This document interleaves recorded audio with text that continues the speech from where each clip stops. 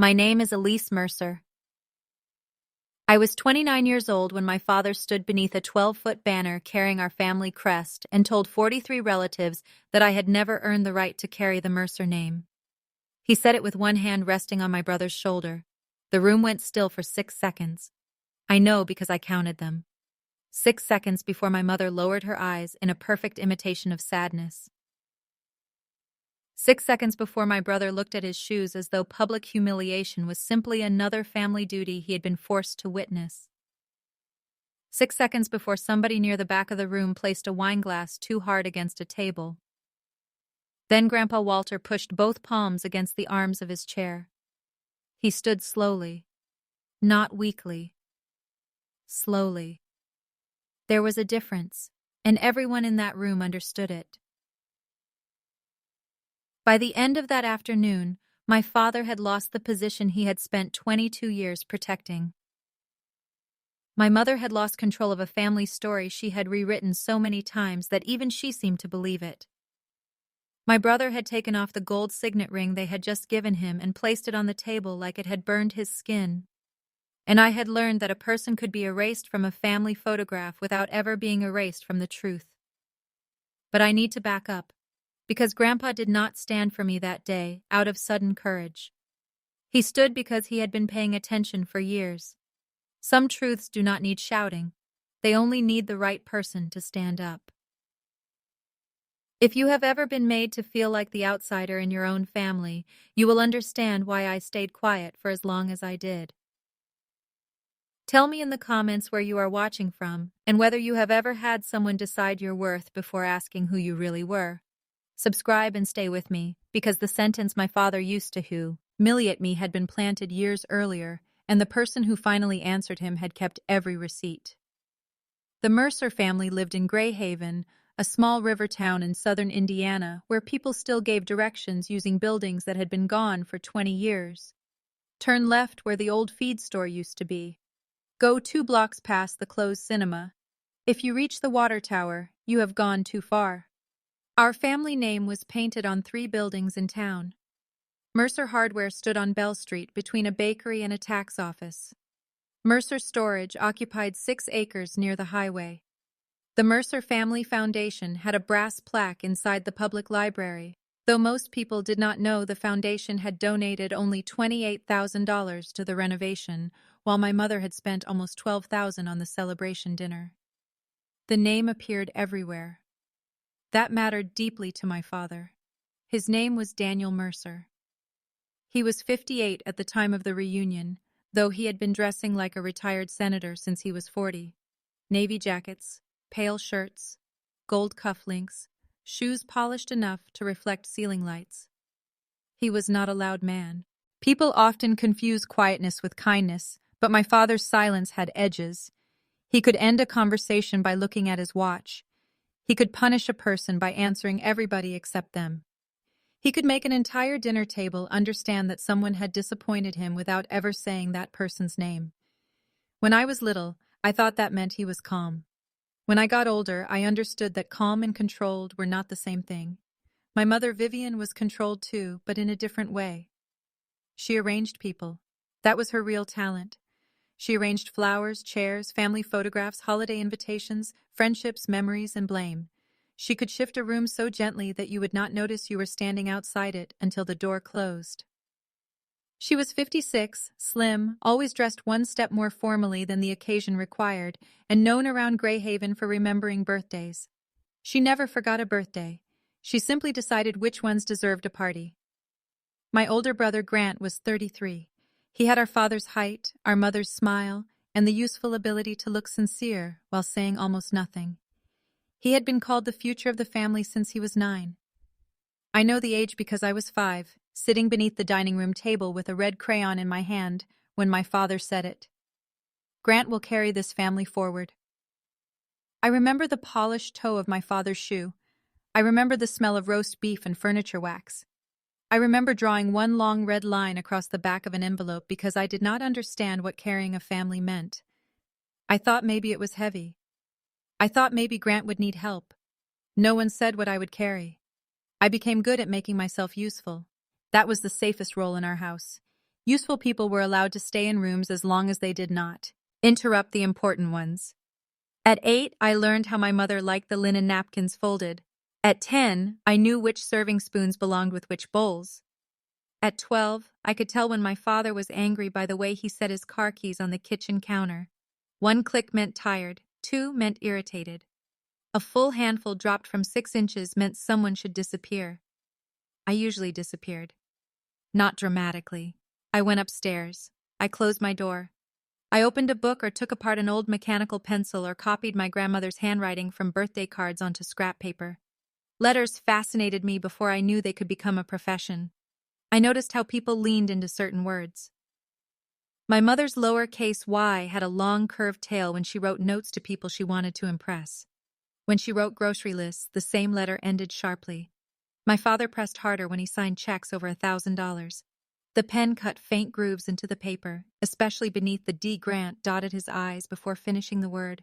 Grandpa Walter's handwriting looked almost printed, except for the capital W, which began below the line and rose in one steady stroke.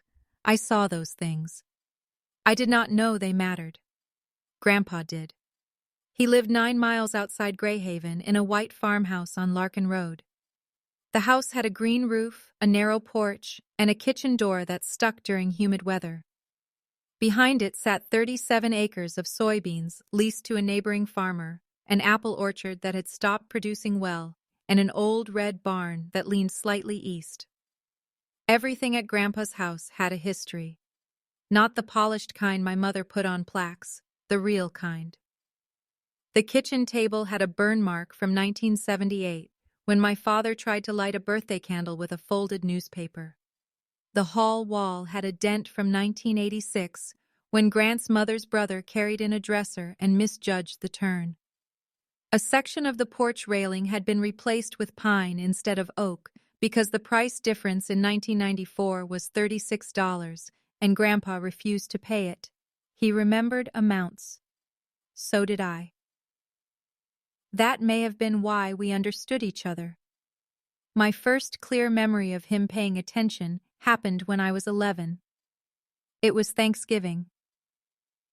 22 people had crowded into my parents' house, and my mother had spent 2 days making sure nothing looked as though 22 people had touched it. She seated me at the folding table near the laundry room with 4 younger cousins. Grant, who was 15, sat beside Grandpa in the dining room. I did not object. By then, I already understood seating charts were family maps. Halfway through dinner, my aunt asked Grant what he wanted to become. He said he would probably run the family company. My father smiled. My mother placed her fingers over her heart. Someone raised a glass. From the folding table, I watched mashed potato slide from a 6-year-old's fork onto the carpet. Then Grandpa asked, "What about Elise?" The dining room quieted for maybe 2 seconds. My mother gave a soft laugh. "Elise is still exploring." I was 11. Apparently Grant had found his destiny at 15, but I had fallen behind at 11. Grandpa turned in his chair until he could see me through the doorway. "What are you exploring?" he asked. Nobody had ever asked me that. Not like the answer mattered. I looked down at the paper place card in front of me. My mother had written Elise in narrow blue letters. "I like finding mistakes," I said. A cousin giggled. My father sighed through his nose, but Grandpa nodded. "What kind of mistakes? On paper?" "What kind on paper?" I picked up the place card. Aunt Rebecca's name is spelled wrong. The laughter stopped. My mother leaned across the table and took the card from my hand. She had written Rebecca. 1C. A small mistake. Nothing important. But Grandpa smiled. Not because my mother had been wrong, because I had been right. "Keep looking," he told me. That became our thing. Keep looking. He said it when I found a 1963 wheat penny beneath the radiator in his study. He said it when I noticed the hardware store invoices listed the same delivery twice. He said it when I told him the clock in the courthouse lobby was running 4 minutes slow. He never called me brilliant. He never told me I was special. Those words had been used so often for Grant that they had lost their shape. Grandpa simply trusted what I saw. There is a kind of love that arrives as praise. There is another kind that arrives as attention. I built myself on the second kind. At school, I was not popular or lonely enough for anyone to worry about. I had friends. 2 close ones, then 3 after sophomore year. I went to football games sometimes. I worked weekends at the Greyhaven Pharmacy for $9.25 an hour. I drove a 12-year-old silver Honda with a broken cup holder and paid for my own gas. My parents provided what looked appropriate from the outside: clothes, school supplies, a bedroom, a family vacation every other summer. They did not abuse me. That word would have made my mother furious, and honestly, it would not have fit the clean way things happened. Nothing was bad enough alone. That was the genius of it. My name left a Christmas card because there was not enough space. My school event was missed because my father had a meeting. My birthday dinner moved to the following week because Grant came home unexpectedly. My chair disappeared from the adult table because an important guest needed it. One by one, each thing was explainable. Together, they made a life.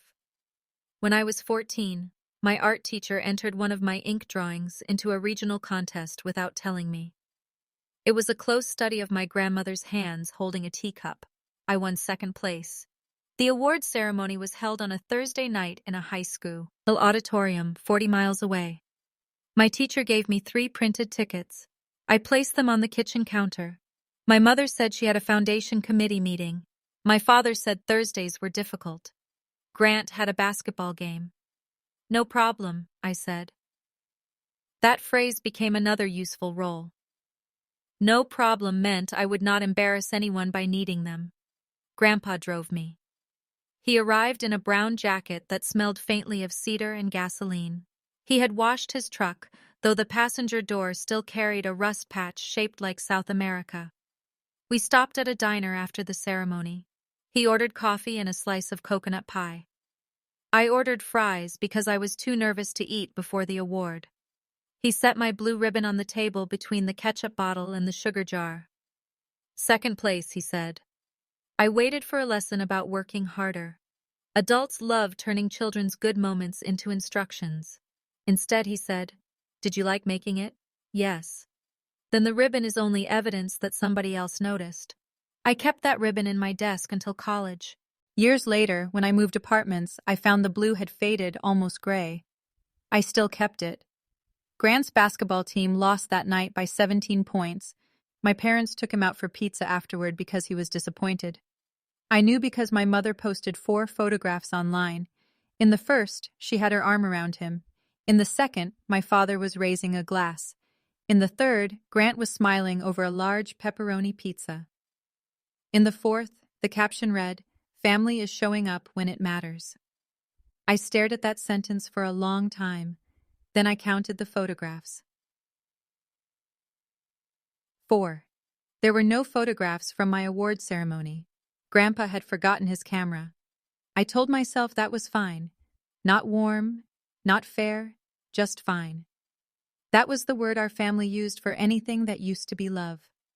By the time I finished high school, I had learned not to bring home evidence of my achievements unless someone asked. No one asked about my final grades. I graduated 3rd in a class of 211 students. My father shook my hand after the ceremony. My mother said the white dress I had chosen washed me out. Grant arrived 27 minutes late because he had been at lunch with a friend, but my mother made us wait to take the family photograph. That picture remained framed in the Mercer house for 11 years. My father stood in the center. Grant stood beside him. My mother stood beside Grant. I stood at the far edge, holding my diploma against my stomach. If you looked quickly, we seemed close. That was the power of a photograph. It could turn distance into composition. I attended Indiana State on a partial academic scholarship. My parents covered what the scholarship did not, but my father called it an investment so often that I began keeping a spreadsheet of every dollar: tuition, housing, books, meal plan, $116 for a lab fee, $42 for a parking permit I barely used. By graduation, I knew the total to the cent: $38,412. Grant's education had cost more, but nobody called his an investment. His was preparation. Mine was an expense with expectations attached. I started in criminal justice because it sounded useful. Then I took an elective on questioned documents and changed direction within 3 weeks. The professor was Dr. Miriam Hale, a woman with silver hair, square glasses, and the habit of holding paper up to the light before she answered any question. On the first day, she placed 2 signatures on a projector screen. They looked identical. Everyone said so. She enlarged them. The first had been written in one motion. The second had tiny tremors where the pen had moved too slowly. Imitation is careful, she said. Habit is not. That sentence opened a door in my mind. I understood habit. I had spent my life studying it. The pressure of my father's keys on the counter. The tilt of my mother's handwriting. The way Grant said honestly before a lie and technically before an excuse. I began staying late in the document lab. I learned about line quality, pen lifts, natural variation, indentations, ink, toner, paper fibers, staple holes, printer defects, chemical erasures, page substitutions, and the strange confidence people placed in signatures. A signature looked personal. That was why people trusted it. But a signature was also movement, pressure, rhythm, speed, proportion, and habit. It told the truth about the hand that made it. I finished my degree, earned additional certification, and worked under Dr. Hale for 18 months before joining a private examination firm in Indianapolis. The office occupied the 4th floor of a brick building above an insurance agency and a dentist. My starting salary was $58,000. My desk was secondhand. The coffee tasted burnt by 9 each morning. I loved the work. We handled insurance forms, disputed checks, anonymous notes, altered contracts, estate documents, employment records, and sometimes threatening letters sent during ugly divorces. I rarely met the people involved. I met their pressure patterns, their hesitation, their attempts to make old ink look new or new paper look old. People believed forgery was mostly about copying a shape. It was not. It was about copying a life. Most people could not do it. They could draw the name, but they could not reproduce the speed. They could copy the capital letters, but they forgot how the writer connected smaller ones. They could imitate a signature once, but not 20 times with natural variation. Truth lived in the differences. My family did not understand what I did. I tried explaining it once during Christmas dinner. Grant had asked whether my job involved fingerprints. Not usually, I said. I examine handwriting and documents. I work with attorneys, investigators, insurance companies, sometimes courts. My father cut into his roast. So, paperwork. Some of it. Grant smiled. You went to college to check paperwork? My mother gave me a sympathetic look, as though I had chosen poorly but bravely.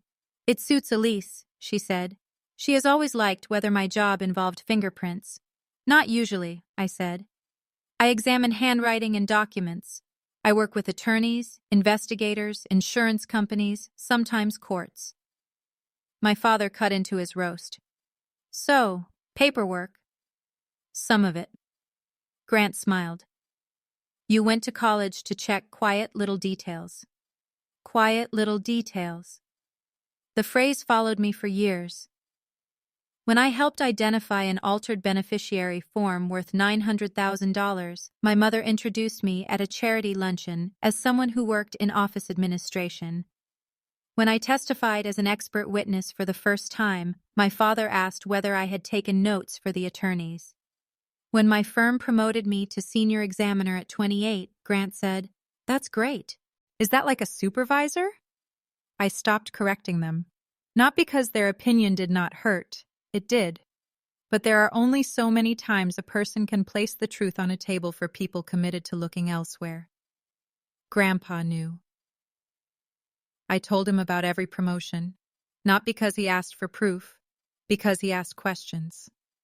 What kind of microscope did we use? How did ink age? Could a printer leave a signature of its own? What happened if 2 people's handwriting looked similar? He listened to the answers. Sometimes he wrote things down. His notebooks were small, black, and dated on the cover. He bought them in packs of 3 from a stationery shop in Greyhaven. Each cost $6.50.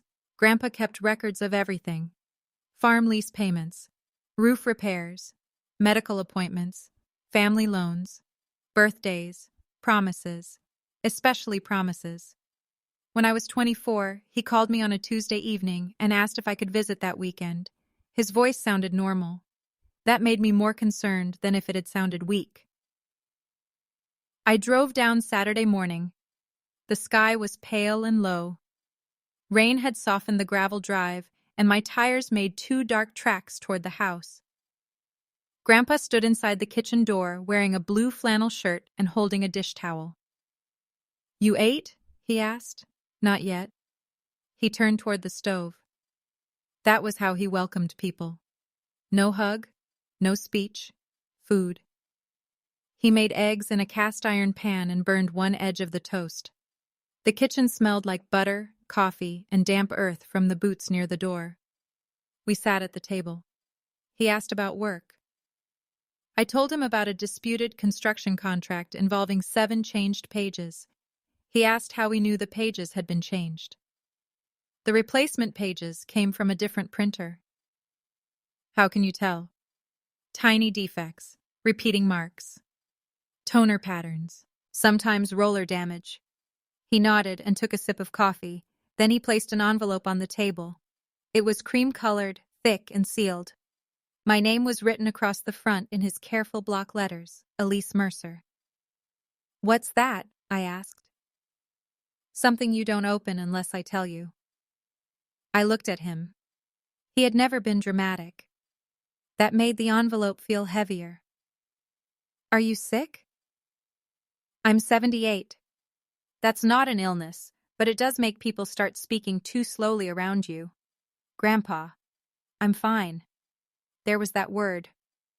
But he said it differently. He meant alive, aware, and not ready to be managed. He slid a small brass key across the table. It was about 2 inches long, darkened near the teeth, with a round head worn smooth along one side. "This opens the bottom drawer of my desk." I picked it up. The metal was cold. "What's in the drawer?" "Records." "What kind of records?" "The kind people suddenly remember differently when money gets involved." I set the key down. "Why are you giving this to me?" "Because you look at paper before you look at people." I did not understand whether that was praise. He saw my face. "That's a good thing," he said. "People can make you feel guilty for reading what they signed." I turned the key between my fingers. Outside, rain began ticking against the kitchen window. 1 drop, then 3, then enough that counting became useless. "Does Dad know?" I asked. "No." "Does Mom?" "No." "Grant?" Grandpa's mouth moved slightly, not a smile, closer to disbelief. "Grant loses his house keys twice a month. I'm not giving him a key to anything that matters." I laughed. Grandpa did not. "Elise." The way he said my name made me sit straighter. "You keep that somewhere safe. You don't mention the envelope. You don't mention the drawer. If I ask for the key, you bring it. If something happens to me before I ask, you bring it to Clara Benson." I knew the name. Clara was an estate attorney in Greyhaven. Her office sat across from the courthouse above a clothing shop. What does something mean? It means what it always means. "Grandpa, you are being vague." "I'm being careful." "About what?" He looked toward the hallway. His study was at the far end. The door stood partly open. "You know your father believes the Mercer name belongs to him. He is a Mercer. So are you. According to him, Grant is the important one." Grandpa looked back at me. "A name has to be earned." The sentence landed differently in his voice. I had heard my father say versions of it. "Grant will carry the family. Responsibility is earned. Trust is earned. A place at the table is earned." But Grandpa did not say it like a gate closing. He said it like a measurement. "Earned how?" I asked. "By what you protect when nobody is clapping." He stood and carried his plate to the sink. Converse. Washing over. That was another Mercer habit. Men in my family ended serious discussions by moving dishes. I put the key in the zippered pocket of my purse. Then I finished the cold coffee in my cup and tried not to imagine my grandfather dying. For the next 5 years, the brass key lived in a small wooden box beside my bed. The box had once held a fountain pen. I wrapped the key in a square of soft cloth so it would not scratch the blue ribbon from my school award, which was folded beneath it. I did not open the envelope. I did not ask again. Grandpa did not mention it for almost a year. Then one Sunday, while we were trimming dead branches from the orchard, he said, "Still have the key?" "Yes." "Where?" "Safe." "That's not an answer." "It is, if you trust me." He looked at me for a moment. Then he nodded. "Good." That was all.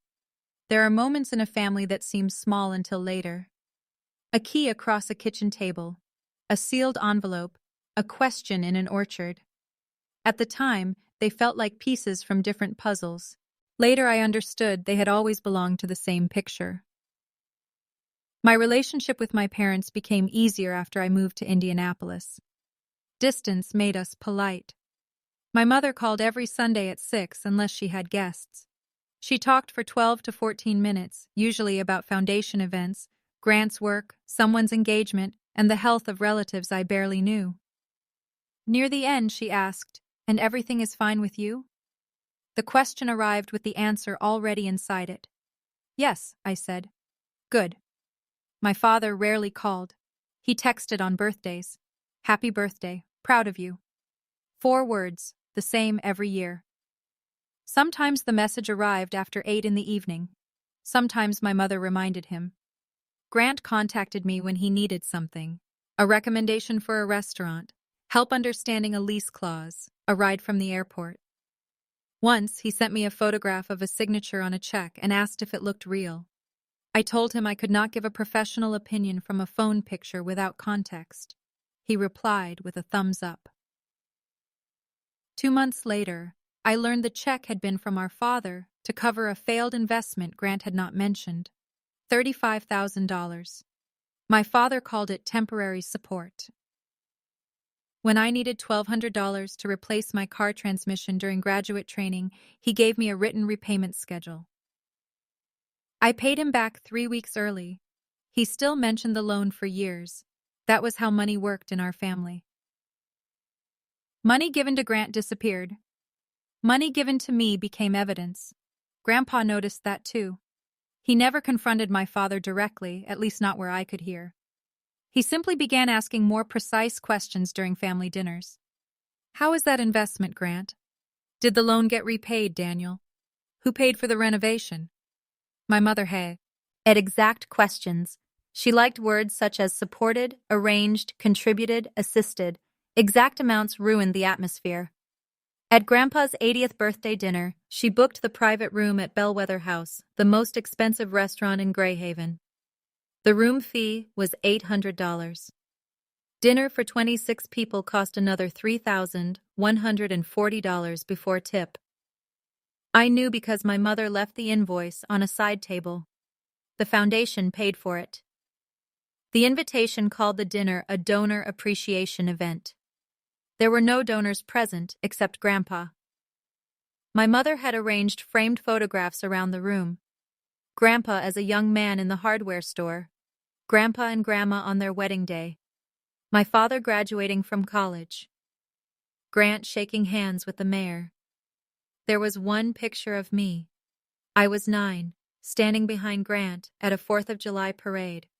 Half my face was hidden by a flag. I counted the frames. 17. One included me. During dinner, my father gave a speech about legacy. Grant gave a speech about leadership. My mother spoke about family values. I watched Grandpa. He listened with his head tilted slightly down, one hand resting beside his water glass. When my father said, "Everything we have today exists because each generation understood its duty to the next," Grandpa looked at me. Only for a second, but he looked. After dessert, I helped him put on his coat. His fingers had become stiff with arthritis, and one button took 3 attempts. "Did you enjoy it?" I asked. "The pie was good." It cost $22 a slice.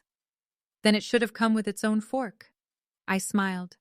He pulled his collar straight. 17 pictures, he said.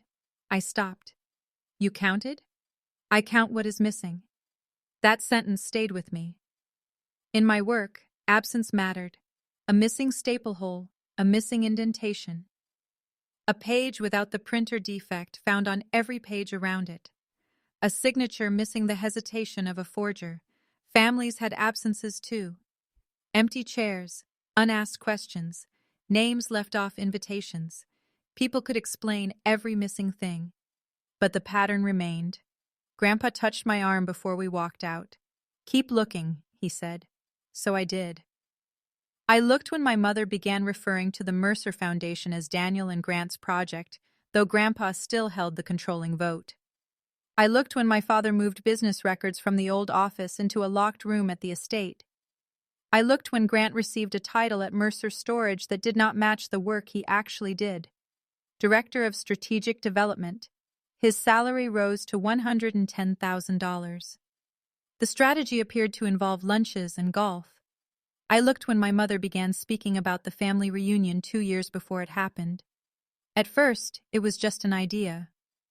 All the branches together again, she said during one Sunday call. Something meaningful before your grandfather gets too old to appreciate it. Grandpa was 82 and still drove himself to the hardware store 3 mornings a week, but my mother had started describing him as fragile. Fragile people could be honored. They could also be managed. The reunion grew with every conversation.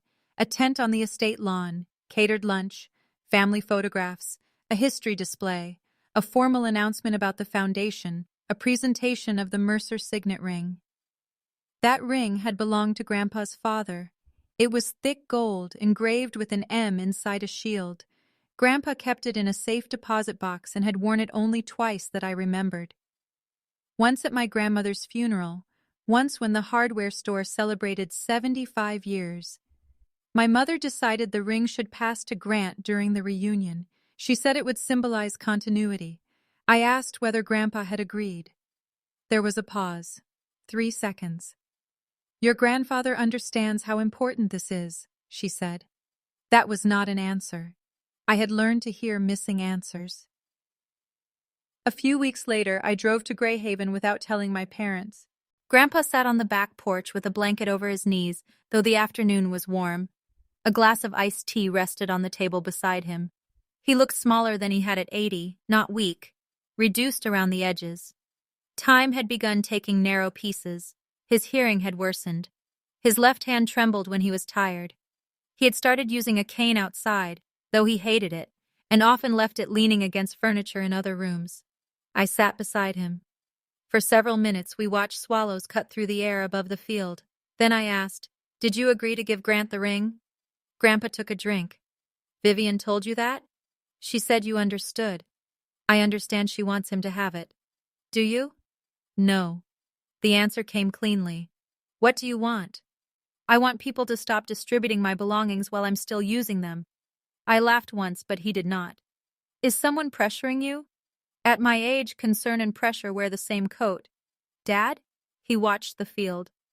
"Your father believes preparation means making decisions before anyone can object." "And Mom?" "Your mother believes presentation becomes truth if the napkins match." That was the closest Grandpa ever came to insulting her. I folded my hands. "Do you need help?" "I need you to keep the key." "I have it." "Good. What is in the drawer?" He was quiet. 7 seconds. I counted. Then he stood with effort and reached for his cane. "Come inside." The study smelled of paper, dust, and the lemon oil Grandpa used on the furniture. It had not changed much since I was a child. 2 tall bookcases stood against the wall. The shelves held tax guides, farming manuals, local histories, old ledgers, and binders labeled by year. A green-shaded lamp sat on the desk. The desk itself was heavy oak, built by Grandpa's uncle in 1949. The bottom drawer had a small bisa. "Brass lock." Grandpa pointed toward it. "That key fits there." "I know." "No, you know what I told you. Now I'm showing you." He sat in the desk chair. His breathing had become slightly uneven from the walk down the hall. I moved closer. Do you want me to open it? Not today. Then why are we here? He opened the top drawer and removed a black notebook. The cover read 2019. He flipped to a page marked with a strip of paper. There were dates, names, and amounts written in his careful hand. Daniel, $35,000 transfer for grant investment. Vivian, $11,840 foundation event expenses. Grant, $18,500 vehicle advance. Elise, $1,200 transmission loan, repaid in full. I stared at the page. You wrote all this down? I write everything down. Why? Because memory becomes generous to the person telling the story. He turned several pages. There were notes about board meetings, changes to foundation accounts, requests for signatures, dates when my father had brought documents to the farmhouse. One entry had been underlined twice. March 14th, Daniel requested signature on revised family trust. Declined. Clara notified. I read it again. Dad asked you to change the trust? He asked me to simplify it. What does simplify mean? Move control to him, then to Grant. And you declined. I did. Does he know you contacted Clara? No. Why not tell him? Because refusing a request should have been enough. I looked toward the locked drawer. Is the trust in there? A copy. What else? My will, property records, foundation documents, letters, the original Mercer Company agreements. Why give me the key instead of Clara? Clara has copies of what she needs. You have something she doesn't. What? My name. I felt my shoulders tighten. Grandpa. He closed the notebook. Your father thinks inheritance is proof of worth. Your mother thinks visibility is proof of worth. Grant thinks receiving something is the same as building it. And what do I think? You tell me. I looked around the study, at the old ledgers, the worn desk, the black notebooks lined by year. I think records matter. Why? Because people change stories. And paper doesn't? Paper can be changed. He nodded. That's why I gave the key to someone who would notice. A car door closed outside. Grandpa's head turned toward the window. Another door. Then my mother's voice near the porch. Elise? Grandpa moved faster than I expected. He put the notebook into the drawer and shut it. Not the locked bottom one. The top. His eyes met mine. Nothing about this room, he said. My mother appeared in the doorway 9 seconds later. She wore cream trousers, a pale green blouse, and the expression she used when finding an object in the wrong place. I didn't know you were coming, she said. I decided this morning. You should have called. We could have had lunch. I ate with Grandpa. Her gaze moved from me to the desk. What are you two doing in here? Grandpa answered before I could. I was showing her the old ledgers. My mother smiled. How thrilling. Her tone made the words smaller. Then she looked at me. Your father and Grant are stopping by. We're finalizing some reunion decisions. I can leave? Nonsense. Your family. She said it brightly, as though the fact had not been under review my entire life. My father arrived carrying a leather folder. Grant came behind him wearing a navy polo shirt with the Mercer Storage logo embroidered over the chest. The four of us moved to the kitchen. My mother made coffee no one had requested. Grandpa returned to his chair at the head of the table. My father placed the leather folder in front of him. We only need to confirm the wording, he said. Grandpa did not touch it. What wording? For the foundation announcement. You wrote an announcement before I agreed? My father's jaw shifted. We discussed the general direction. You discussed it. We are trying to protect continuity. From what? No one answered. My mother placed cups around the table. Walter, this does not need to become unpleasant. Grandpa looked at the coffee. I didn't ask for coffee. You always have coffee? Not at 3 p.m. She removed the cup with a tight smile. My father opened the folder. Inside were 3 pages of thick white paper. I could see the top line from where I sat. Mercer Family Foundation Leadership Transition. The pages were held by a silver binder clip. Grant has accepted the executive role, my father said. Grant nodded as if accepting an honor from the state. Grandpa looked at him. What executive role? Grant cleared his throat. Executive director? We have an executive director. Paul is retiring. In 2 years. My father tapped the paper. This creates a transition period. Who approved it? The board will. I am the board chair. For now, my father said. The room changed. Not loudly, a pressure shift. My mother stopped moving. Grant looked toward the window. My father seemed to hear his own words after they had already crossed the table. Grandpa leaned back. For now, he repeated. I meant that we need to prepare responsibly. No, you meant what you said. My father's face reddened slightly near the collar. I counted 4 slow breaths before he spoke again. This family cannot wait forever for decisions. Grandpa looked at the leather folder, then at my father. Whose family? My mother stepped in. Daniel means the foundation. No, Grandpa said. Daniel means the name. The word sat between us. Name. My father looked at me for the first time since entering. His eyes narrowed slightly, as though he had just noticed an unexpected witness. This is a private business, discussion, he said. Elise's family, Grandpa replied. My mother's smile returned too quickly. Of course she is, but this is not her area. I said nothing. That had always been my area. Nothing. My father gathered the pages. We'll revisit this when everyone is rested. Grandpa's voice remained even. You'll revisit it when you remember who signs. My father closed the folder. Grant stood. My mother began collecting untouched cups. The meeting had lasted 11 minutes. On the porch, my father stopped beside me. You should not encourage him when he is confused. He didn't seem confused. He is 82. He knew exactly what you were asking. My father studied my face.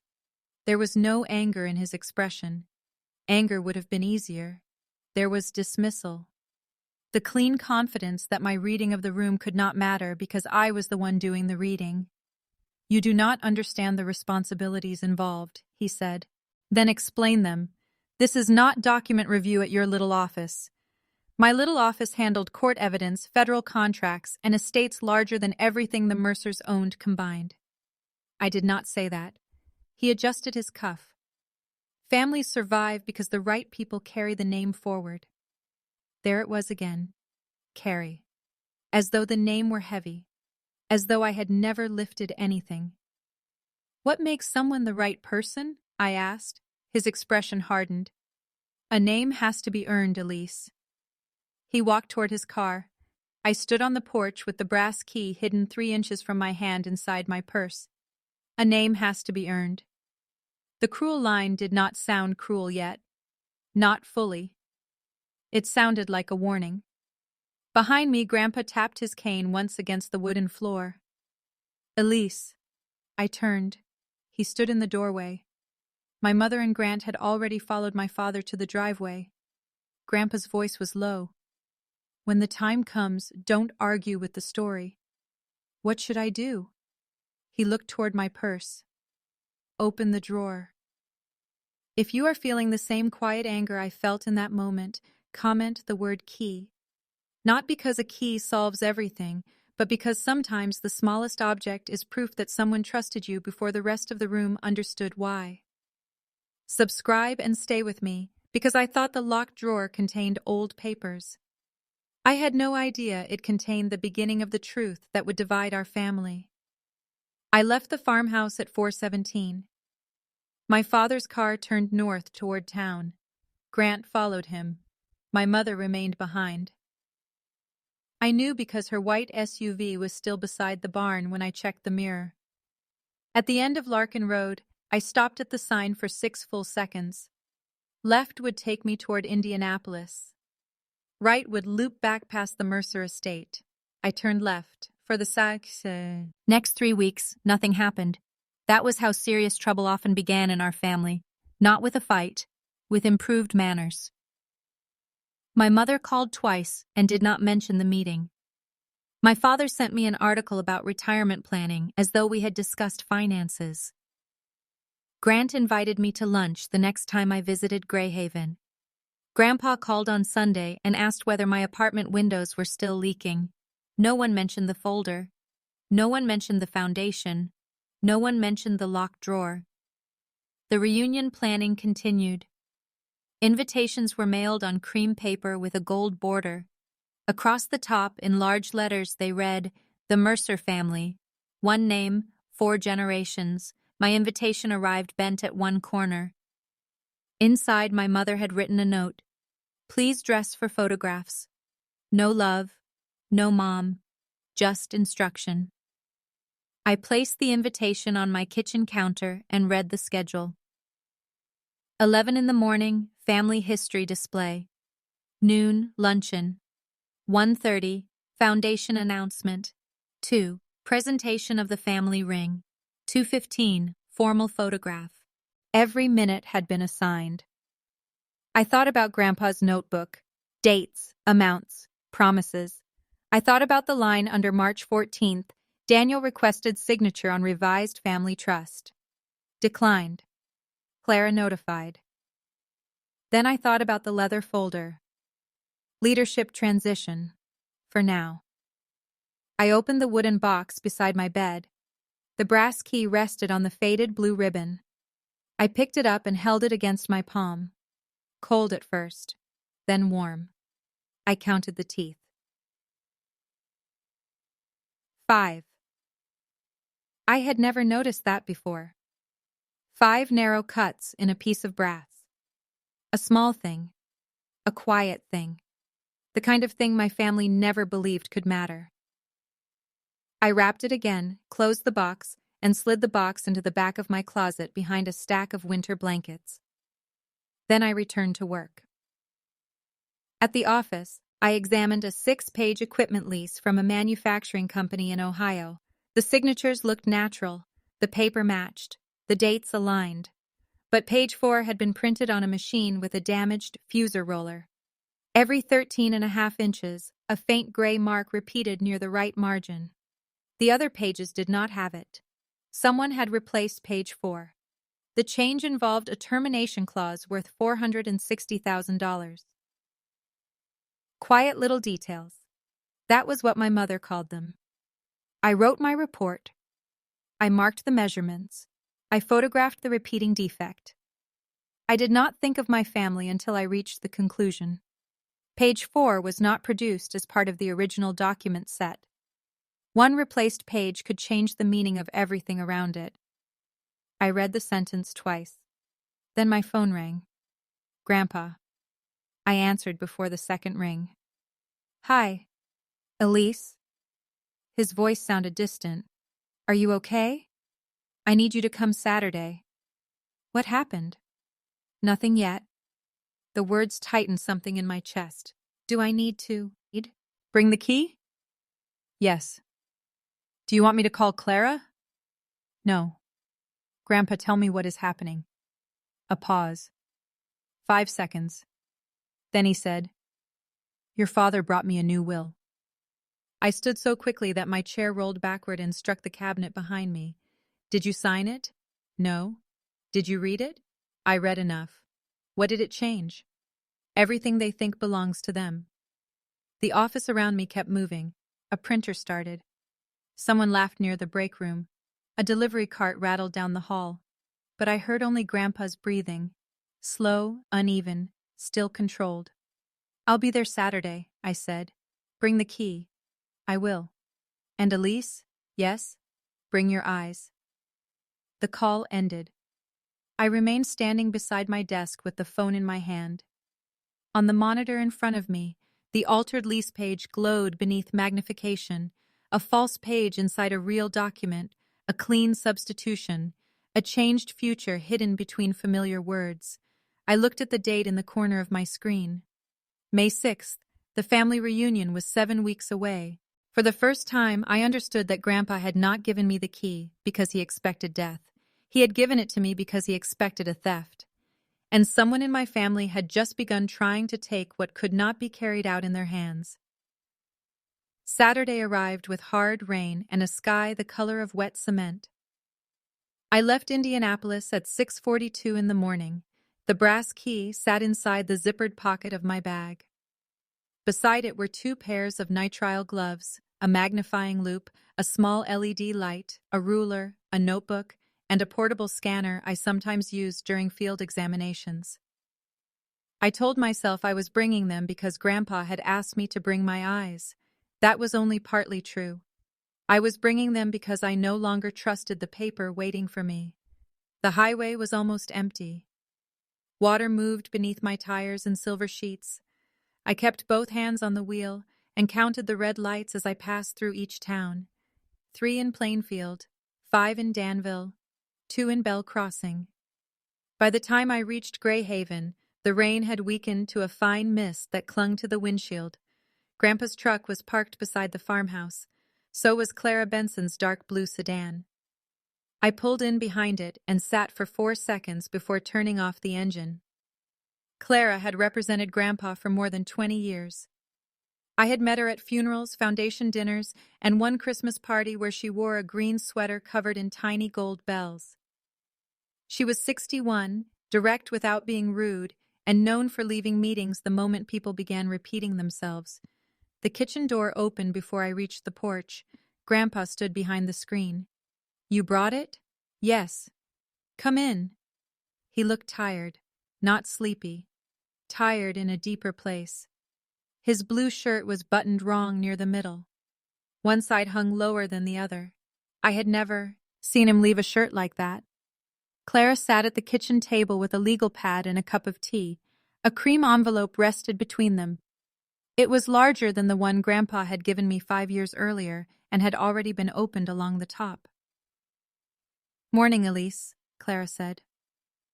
"Morning." I put my bag on the chair beside me. Grandpa locked the kitchen door.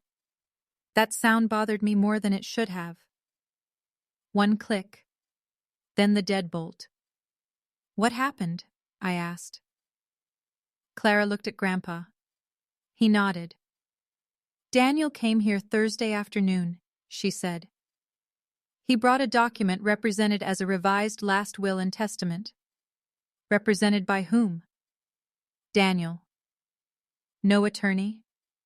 "No." "Did he say who prepared it?" "He said it had been drafted through a private estate service in Indianapolis." "Which one?" "He did not provide a name." Grandpa pushed the envelope toward me. "He wanted my signature." "Did he watch you read it?" "He tried." Grandpa lowered himself into the chair across from me. "I told him I needed my glasses from the study." "Did he follow you?" "To the hallway." "What did you do?" "I took the document with me, went into the bathroom, locked the door, and photographed each page." I looked at him. "You photographed it?" "With the phone you gave me." The phone I had bought him for Christmas because his old one could not hold a charge. He had complained about it for 3 weeks. Too many buttons, too many updates, too many ways for a telephone to forget it was a telephone. Now he had used it to preserve evidence. "Then what?" I asked.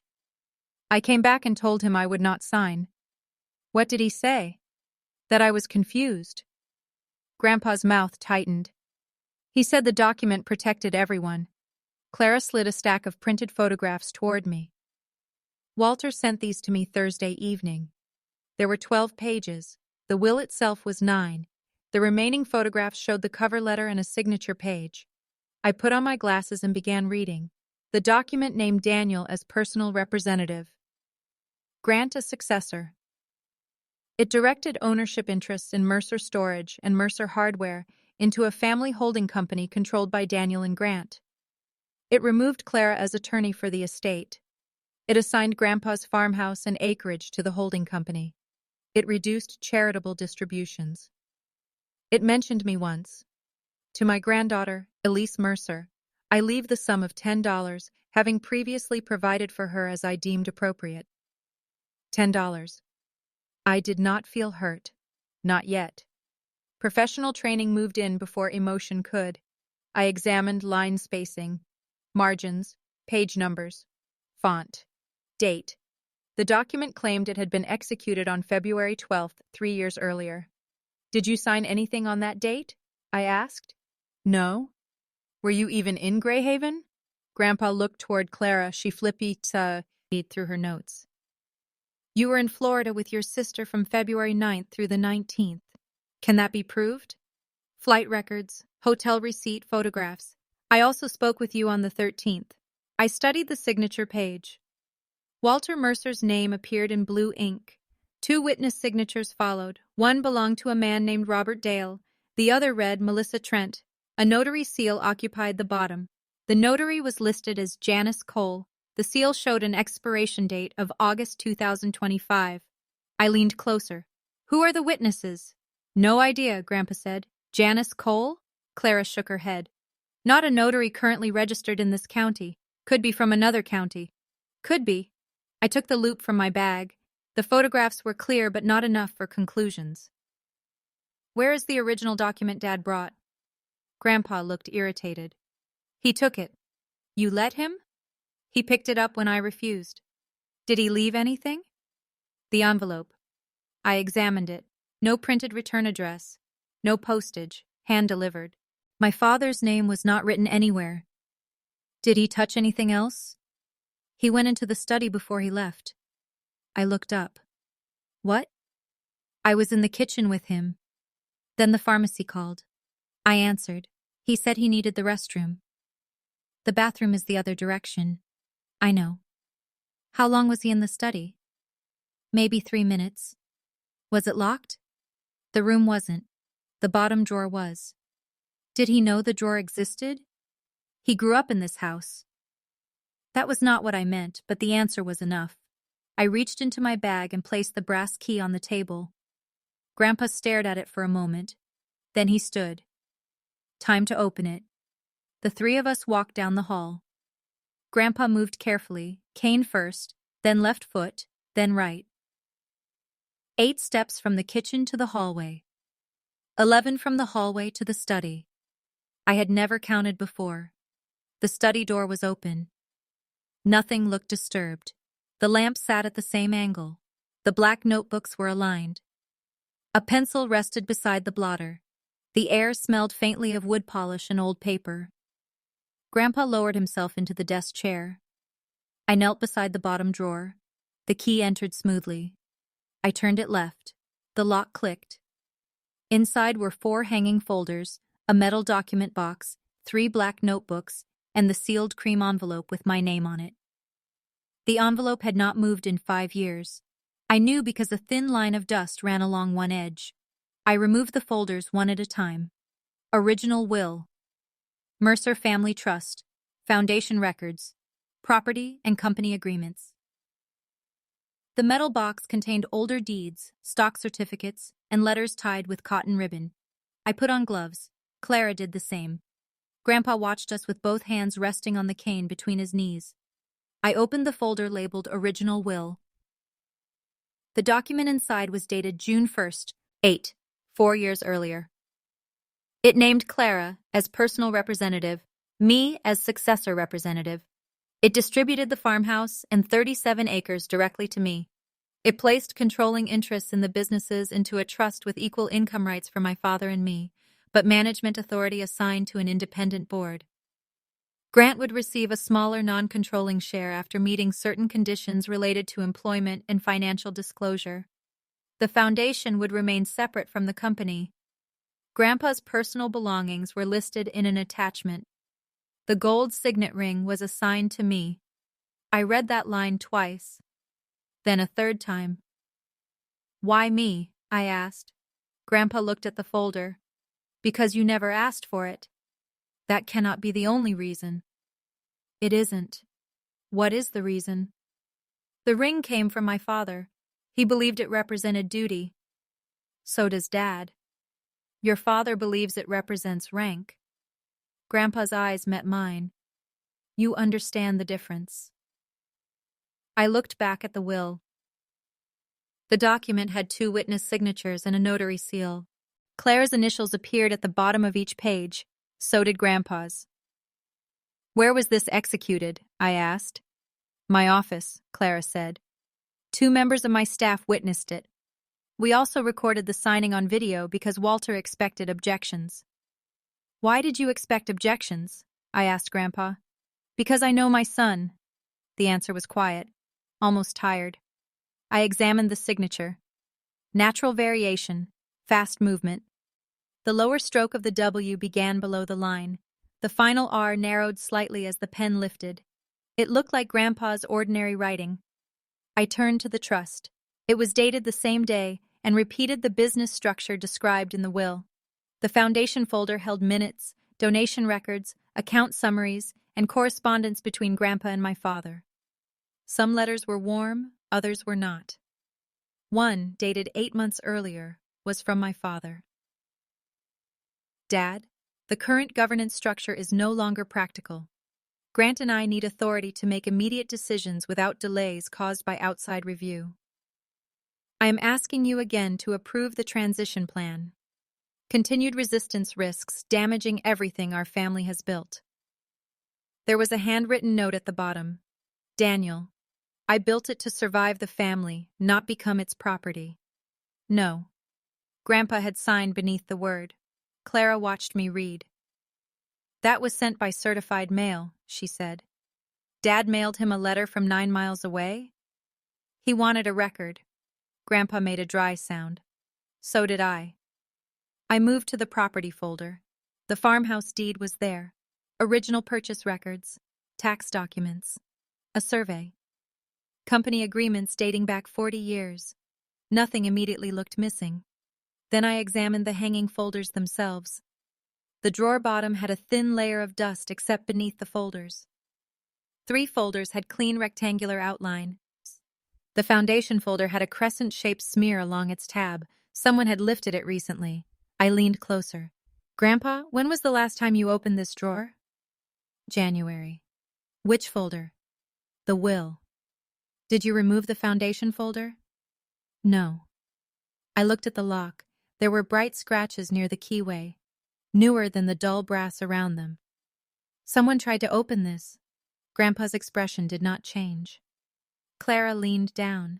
With what? Something narrow, maybe another key, maybe a pick.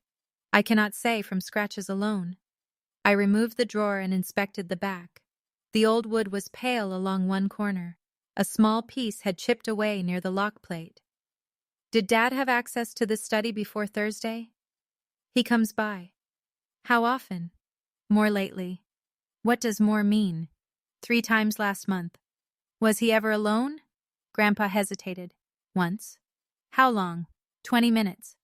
I was outside with the furnace man. Clara wrote that down. I scanned each original document page by page, not because I expected them to disappear that morning, because I had learned that evidence should be preserved before the person holding it became inconvenient. It took 2 hours and 21 minutes. Grandpa grew restless after the first hour. Clara made more tea. The rain stopped. Sunlight came through the study window and moved slowly across the floor. At 11:36, my phone vibrated. Mom. I let it ring. She called again, then sent a message. Are you with Walter? I showed the screen to Clara. How would she know? I asked. Grandpa looked toward the driveway. Could have seen your car. From where? No one answered. My mother called a 3rd time. I answered. Hi. Where are you? Greyhaven. I know that. Are you at your grandfather's? Yes? A small pause. What are you doing there? Visiting? Clara's car is outside. I looked through the blinds. The road was visible from the study window, but no vehicle had passed since I arrived. Where are you? I asked. At home. The Mercer estate sat 4 miles away. You can see Clara's car from home? Another pause. Then her voice softened. Elise, your father is worried. About what? Walter has been making strange claims. What claims? That Daniel pressured him to sign something. Did he? Your father brought him a routine planning document. A new will is routine? Silence. There it was. She knew exactly what the document was. I wrote one word in my notebook. New. Elise, she said, this is not your concern. Grandpa asked me to come. He is vulnerable right now. He seems clear. That is not for you to decide. Is it for Dad? Her breathing changed. Not much. A shallow intake. You have always had a tendency to insert yourself when you do not understand the full picture. I was invited by an elderly man who is becoming suspicious of the people trying hardest to protect him. I looked at Grandpa. He was reading the original will with his glasses low on his nose. Protect him from what? I asked. Confusion, poor decisions, outside influence. Is Clara the outside influence? She has never understood how our family works. Clara raised one eyebrow. I almost smiled. Mom, did Dad prepare the document himself? I am not discussing legal matters on the phone. Who prepared it? You are proving my point. What point? That you reduce complicated family decisions to pieces of paper. I looked at the open drawer, at the records, at the signatures, at the black notebooks. Pieces of paper are usually where complicated family decisions become real. Her voice hardened. Come to the house when you are finished. Why? Your father wants to speak with you. About what? The reunion. I can speak to him now. No, in person. I'm busy. Doing what? The question was too quick. I let 4 seconds pass. Then 5. My mother hated silence when she could not control it. Elise? I'll call later. Do not leave town without coming here. She hung up before I could answer. I lowered the phone. Clara wrote another note. Grandpa closed the will. She knows, I said. Yes, he replied. How much? Enough. Did she see the new document? I would assume so. Did Grant? Grandpa's gaze dropped. Your brother drove Daniel here Thursday. That answer hurt more than I expected. Not because Grant had driven the car, because he had sat outside while our father tried to replace Grandpa's will. Maybe he knew, maybe he did not. In our family, not asking questions had always been a form of participation. I examined the photographs of the false will again. The typeface was common. The layout was amateur but convincing enough for someone unfamiliar with estate documents. The pages were numbered 1 through 9. On page 7, the left margin narrowed by 1/8 of an inch. On page 9, the footer sat slightly higher. Different templates, maybe different source files. The signature page bothered me most. Grandpa's signature was close, very close. The W began below the line. The A and L connected correctly. The final R narrowed. Someone had studied him. But the line quality was slow. The curves were too deliberate. The signature looked drawn. And beneath the visible blue ink, I saw something else. A faint gray edge. Clara, enlarge the signature photograph on your phone. She did. I angled the screen beneath the LED light. The gray edge remained. What is it? Grandpa asked. Possibly a printed guide under the ink. A what? Someone may have printed a light copy of your signature, then traced over it with pen. Can you prove that from a photograph? Clara asked. No, I need the original. Daniel has it. Yes. Can we compel him to produce it? If he tries to use it, probably. But we need to be careful. Right now, all we have is Walter's account and photographs. Grandpa tapped one finger against his cane. He'll try again. Probably, Clara said. He will not wait until I die. The room became still. I looked at him. What does that mean? He wants control of the trust now. Can he get it? Not legally, Clara said. Unless Walter is declared incapacitated or persuaded to resign. Has Dad mentioned incapacity? Grandpa gave me a long look. Yesterday morning, a doctor's office called to schedule an evaluation I never requested. Which doctor? Harold Pierce. I knew the name. Dr. Pierce had played golf with my father for years. Did you go? No. Did they say who made the appointment? My daughter-in-law. My mother. I wrote her name beneath new. Vivian. Evaluation appointment. Clara tore a page from her legal pad. We need to move quickly. What does quickly mean? I asked. First, Walter revokes any prior powers of attorney Daniel may believe are active. Second, we document Walter's capacity through an independent physician. Third, we secure the originals somewhere outside this house. Your office? Some. A bank box for others. Why not all? Redundancy. Grandpa nodded approvingly. What about the drawer? I asked. Leave copies, he said. Clara looked at him. Walter. If they come looking, I want to know what they take. That could create risk. So does removing everything. Daniel will know I moved it. I understood. An empty drawer would announce resistance. A drawer with copies would allow whoever searched it to believe they had succeeded. This is not revenge, I said, more to myself than anyone else. It is a record. Grandpa looked at me. Exactly. By 1:15 we had a plan. Clara would arrange the independent medical evaluation. I would create digital copies and a document inventory. Grandpa would not confront anyone. He would attend the reunion if he remained well enough. He would sign no documents unless Clara was present. The originals would be split between Clara's office, a bank box, and my possession. The sealed envelope with my name remained unopened. Grandpa picked it up and handed it to me. Take it. You said not to open it unless you told me. I'm telling you to take it, not open it. Why now? Because they searched the room. I slid the envelope into a rigid folder inside my bag. What is in it? You'll know when you need to. I think I need to now. No. Grandpa. He looked at me steadily. Some things are instructions, some are protection. That is both. I wanted to argue. Instead, I counted to 3, then put the folder away. We moved the original will and trust into Clara's locking case. I took scanned copies, the foundation correspondence, 3 notebooks, and the company agreements. Grandpa kept the deed folder and old records. At 2:12, Clara left through the kitchen door. I stayed. Grandpa heated canned soup for lunch, though it was already afternoon, tomato for him, chicken noodle for me. We ate in silence. Afterward, he stood at the sink rinsing bowls. His hands shook. I took the bowl from him. Sit down. I'm not helpless. I did not say you were. You thought it. I thought you were tired. That is not the same. No. He sat. I dried the bowls and put them away. You should stay with me for a few days, I said. In Indianapolis? Yes. No. Why? My life is here. So is the problem. He looked toward the window. The problem has always been here. That sentence carried more history than I understood. I sat across from him. Why did Dad become like this? Grandpa rubbed one thumb along the edge of the table.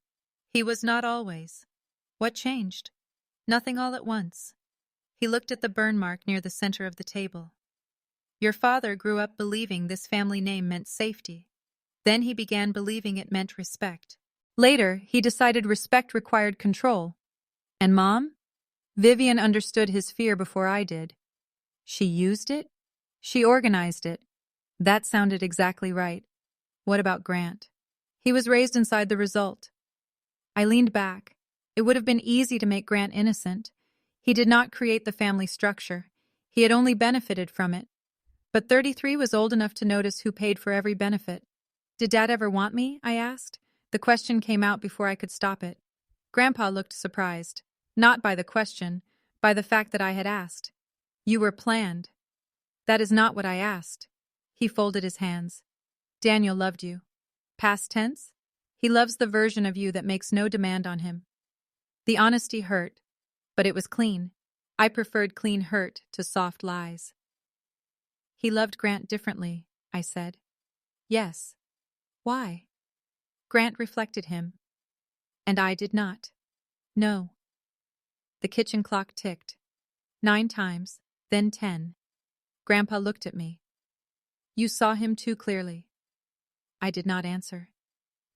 He could forgive Grant for needing him, Grandpa continued. Your independence felt like judgment. I was not judging him. I know. Then why punish me? Because insecure people often punish the witness. I thought about the photographs, my chair at the folding table, my award ceremony, the loans, the titles, the family ring. All those small corrections, repeated until I learned the shape I was expected to take. No problem. Quiet, useful, grateful. Outside the photograph, but close enough to make it look complete. Grandpa reached across the table and covered my hand. His palm was warm and thin. "I should have done more," he said. The word startled me. He had never apologized to me. Not once. For what? For seeing it and believing attention was enough. I looked at our hands. "You were the only person who saw it." "That does not mean I did enough." "What should you have done? Made Daniel answer sooner." "Would he have changed?" "I don't know." "Then maybe you protected the one thing you could." "What was that?" "Me." His fingers tightened slightly. Then he let go. At 3:38, I drove to my parents' house. I did not want to. That was why I went. My father had asked for me in person. Avoiding him would allow him to decide why. The Mercer estate stood on 11 acres at the northern edge of town. The original house had been built in 1926, though my parents had renovated it until almost nothing old remained except the stone exterior and a narrow back staircase.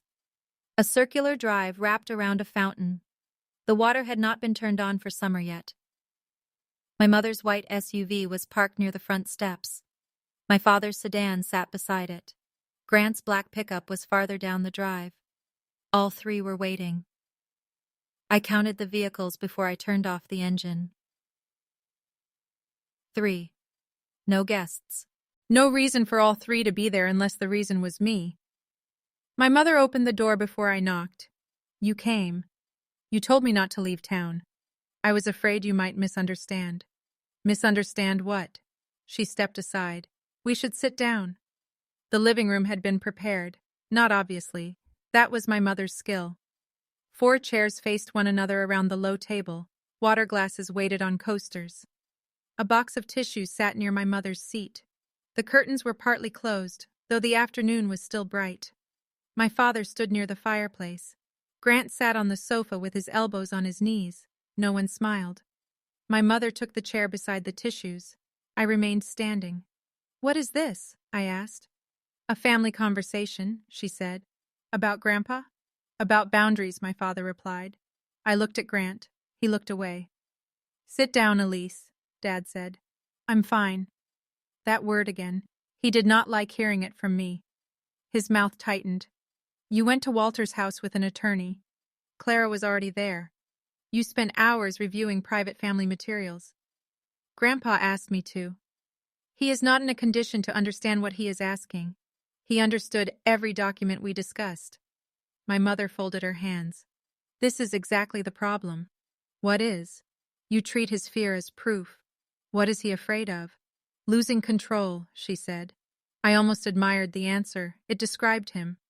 It also described her. My father stepped closer. "Your grandfather's health has declined. His body has slowed. His mind has not. You are not a doctor." "No." "Then stop acting as if your opinion carries authority." "It carries authority about documents.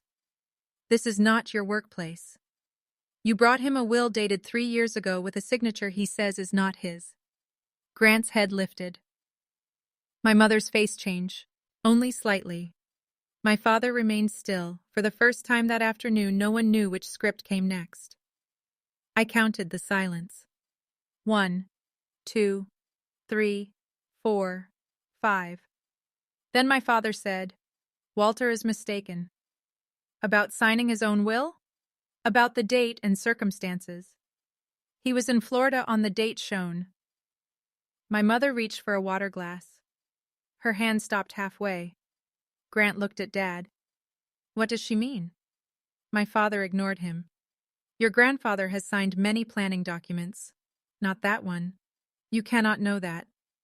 I can know whether the signature appears authentic." His face reddened. "From photographs?" Enough to know he understood evidence. Enough to know he had asked that question before. "Who prepared it?" I asked. "This is confidential. Grandpa is the client, not you. You have no standing here. Then why am I at a family intervention?" My mother sighed. "Elise, no one is attacking you." That sentence always arrived during an attack. You have spent years feeling excluded, she continued, and I understand that this situation may seem like an opportunity to become important. Grant shifted on the sofa. I looked at her. There it was. Not concern for Grandpa, not fear of confusion. My motive, rewritten. I wanted importance. I wanted revenge. I wanted a place. Anything except the truth that I had been asked to look because I knew how. This is not about my feelings, I said. It is always about your feelings, my father replied. His voice stayed low. You have carried resentment since childhood. I carried myself. That is exactly the kind of dramatic statement I mean. I laughed once, not because it was funny, because his certainty was almost perfect. My mother picked up a tissue but did not use it. We tried to include you. In what? Everything. Name one foundation decision I was included in. You showed no interest. I was never invited. You moved away. I moved 126 miles. You chose a separate life. You built one for Grant before I was old enough to choose anything. My father's eyes narrowed. This is not about Grant. Grant finally spoke. It sounds like it is. Dad turned toward him. Stay out of this. Grant leaned back. That's difficult when I'm sitting here. My mother looked at him. Your sister is upset. No, I said. I'm clear. My father stepped toward the coffee table. Give me the key. The room stopped. He knew. Not that a key existed. Which key? I felt the shape of it inside my bag. How do you know about it? I asked. Walter has mentioned the drawer before. When? Years ago. What does it open? His jaw tightened. You know what it opens. I want to hear you say it. You are behaving like an interrogator. I ask questions for a living. You examine paperwork. The old D.I. Smithsall. But now it sounded strained. I looked at my mother. Did you know Grandpa gave me the key? Her eyes moved to my bag. That was answer enough. My father held out his hand. The documents in that desk concern the entire family. They belong to Grandpa. He is no longer capable of managing them. An independent doctor can decide capacity. My mother stood. We have already arranged an evaluation. With Dad's golf partner? Her face went pale. Grant looked from her to me. What evaluation? No one answered him. I turned back to Dad.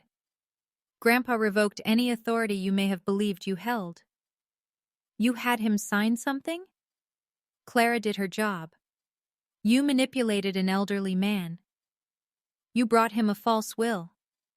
The word false hit the room harder than forged would have. False was simple, no legal vocabulary to hide behind. My father's hand dropped. You need to be very careful. It was not a threat. Not exactly. It was the sentence of a man who believed consequences belonged to him. Why? I asked. Because accusations like that damage people. So do false documents. You do not know what you are talking about. Then produce the original. He said nothing. Let me examine it. It is not in my possession. Where is it? With the service that prepared it. Name the service. Confidential. Was there a service? My mother stepped between us. That is enough. No, Grant said. His voice was different, still quiet, but no longer comfortable. He stood. Dad, what did Grandpa sign? My father looked at him. This does not concern you. You said the will made me successor. My eyes moved to Grant. He knew that much. What else did you know? I asked. Nothing. You drove Dad there. He said Grandpa needed to sign foundation papers. Did you see the document? No. Did you know it was dated 3 years earlier? No. My father cut in. Do not answer her. Grant stared at him. Why not? Because she is twisting this. What is there to twist? My mother moved toward Grant. Your father was trying to protect the transition. By changing Grandpa's will? He had already agreed in principle. Grandpa had declined in writing. My mother continued. Walter becomes stubborn when details are placed in front of him. Daniel was trying to preserve what had already been discussed.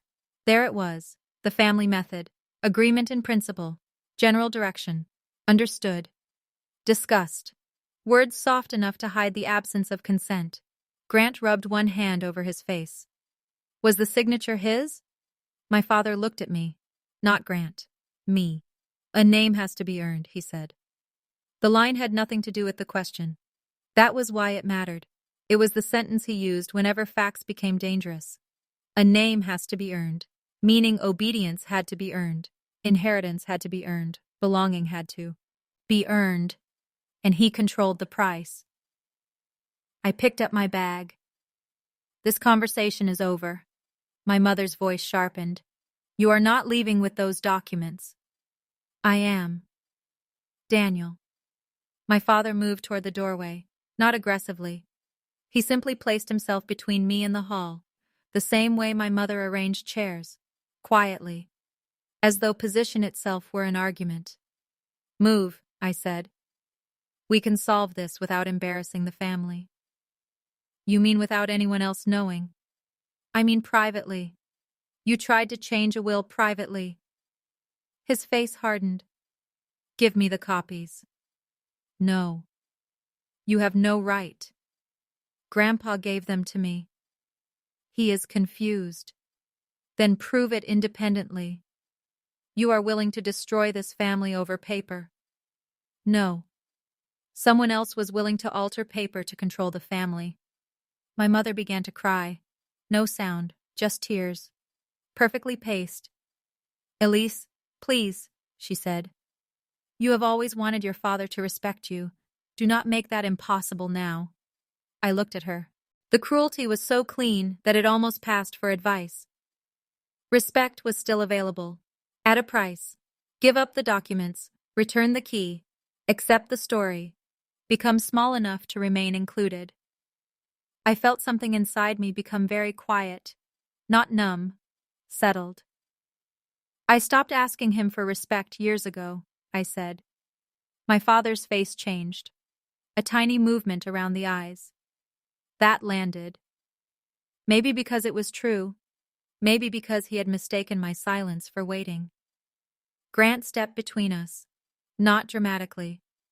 He moved one pace to the side, leaving a clear path toward the hall. Dad stared at him.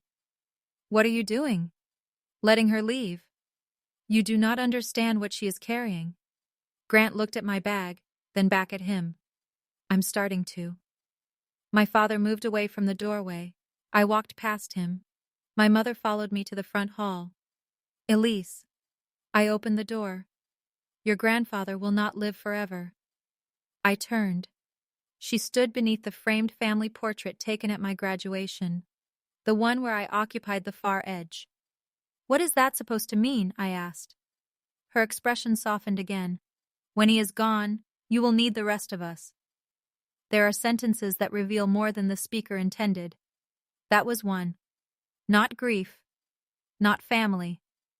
Leverage. Grandpa was my protection in her mind. Once he was gone, the old arrangement would return. I looked at the portrait behind her, my father in the center, Grant beside him, my mother beside Grant, me at the edge. No, I said. You will need me to believe that. I closed the door behind me. In the car, my hands began shaking. Not inside the house. Not while my father blocked the hall. Not while my mother cried. After. The body often waits until dignity no longer requires stillness. I placed both hands against the steering wheel, counted 10 breaths, then 10 more. At breath 17, someone knocked on the passenger window. Grant. He stood in the light rain with no jacket. I lowered the glass 2 inches. What? I didn't know. About the will? Most of it. That is not an answer. He looked toward the house. I knew Dad wanted Grandpa to transfer authority. I knew the reunion announcement would name me executive director. I knew they wanted the ring presented publicly. Did you know Grandpa refused? Dad said he was hesitant. Hesitant is not consent. I know that now. You knew enough to ask. His face tightened. That's fair. I almost laughed at the word. Fair. Such a small offering. What do you want? I asked. Tell me what was in the will. No. Elise. You sat in that room while they questioned my motives and said nothing until the document affected you. That is not what happened. It is exactly what happened. I was trying to understand. You have been trying to understand for 33 years. Rain collected in his hair. He wiped it back. I know you think I'm part of this. You are. I didn't forge anything. I didn't say you did.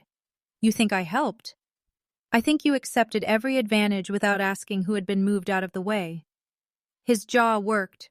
For once he had no polished answer. I continued. You accepted the salary, the title, the ring, the future they planned. You never asked why every road led to you. I worked for the company. So did people earning half what you earned. That is not my fault. No. But pretending not to notice became your choice. He looked toward the driveway. I can fix this? How? I'll talk to Dad. He has had years of people talking to him. Then tell me what you need. I need you not to warn them about anything I say or do. His eyes returned to mine. What are you doing? Keeping a record? Of what? Everything. He looked frightened then. Not guilty. Frightened. Maybe he finally understood that family power depended on confusion. Once events were written in order, the excuses would have less room. Is Grandpa cutting us out? He asked. I heard the word, us. Not him. Us. The alliance remained instinctive. This is not about what you receive. It's easy for you to say if he left everything to you. I stared at him. He realized the mistake. Too late. A name has to be earned, I said. His face went still. Then I raised the window. Grant stepped back. I drove away at 4:29. I did not return to Indianapolis immediately. I parked outside Clara's office and called her. She answered on the first ring. They know about the key, I said. How? I don't know. Did they ask for it? Dad demanded it. What else? I told her. The false will, the medical evaluation, the confrontation. My mother's statement about Grandpa not living forever.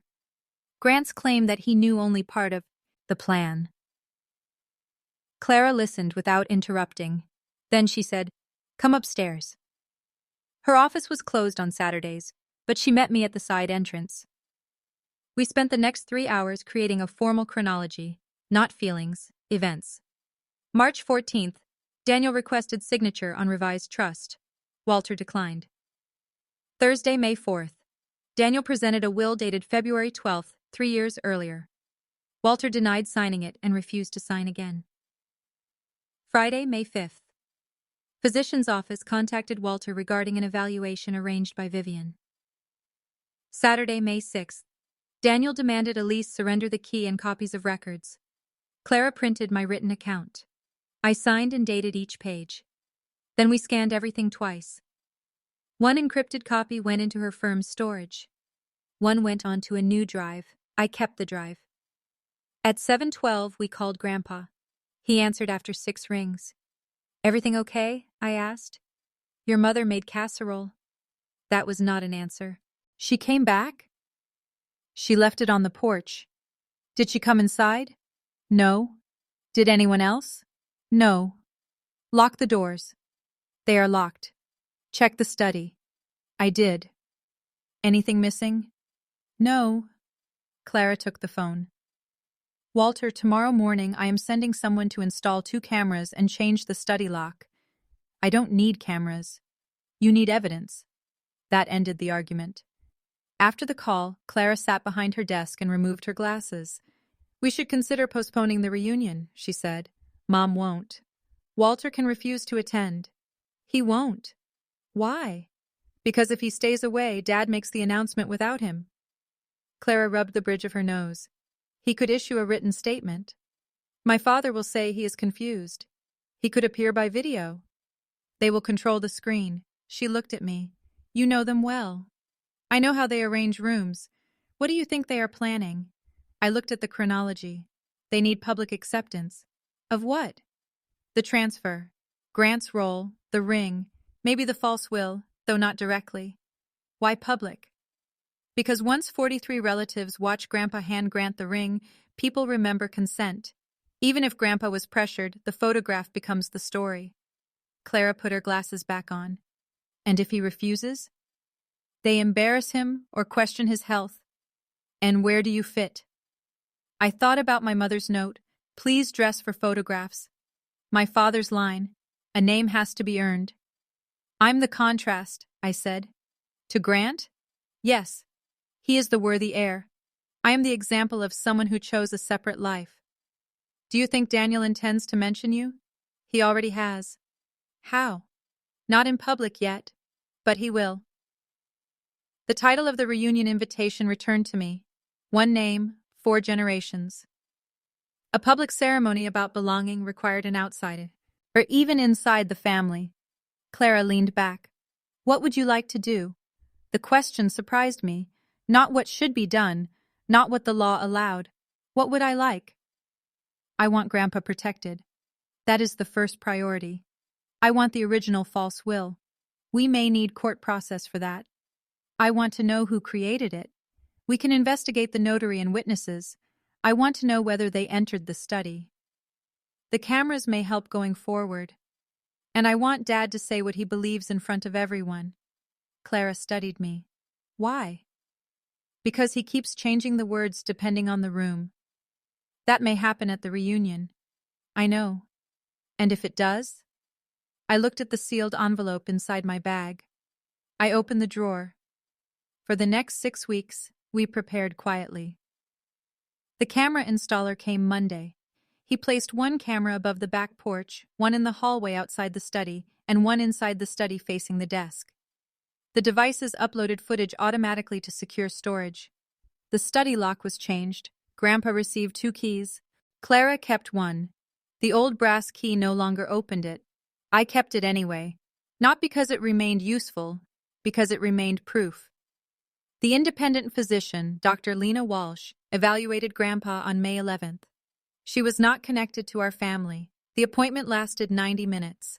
She reviewed his medical history, tested memory, reasoning, attention, and understanding, and documented that he had full capacity to manage his affairs. Grandpa scored higher on one memory test than I did when he repeated the questions to me later. Clara retained the report. A copy went into the bank box. Another went to me. On May 14th, Clara found the notary. Janice Cole had once held a commission in a county 80 miles north. Her commission expired in 2018, 7 years before the expiration date shown on the false will. She had died 2 years before the date the document claimed to have been signed. That fact changed everything. A dead notary could not seal a document. Either the seal had been copied or manufactured. Robert Dale, one listed witness, had worked for Mercer Storage for 11 years. He was currently the regional facilities supervisor. Melissa Trent had been my mother's event assistant until 3 years earlier. Neither returned Clara's first call. Both returned the second after receiving written requests. Robert claimed he had signed a blank witness acknowledgement at my father's office because he believed it related to a company transfer. Melissa said she had never signed the will. She asked to see the page.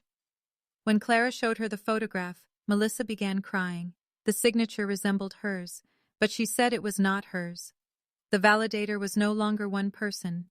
It was becoming a chain. A dead notary, a frightened employee, a former assistant, a physician, a lawyer, records, dates, quiet little details. On May 19th, the study camera recorded my mother entering Grandpa's house while he was at a medical appointment.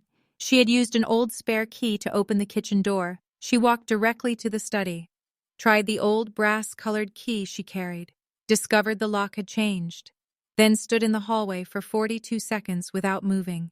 She left before Grandpa returned. She did not take anything. She did not need to. The attempt mattered.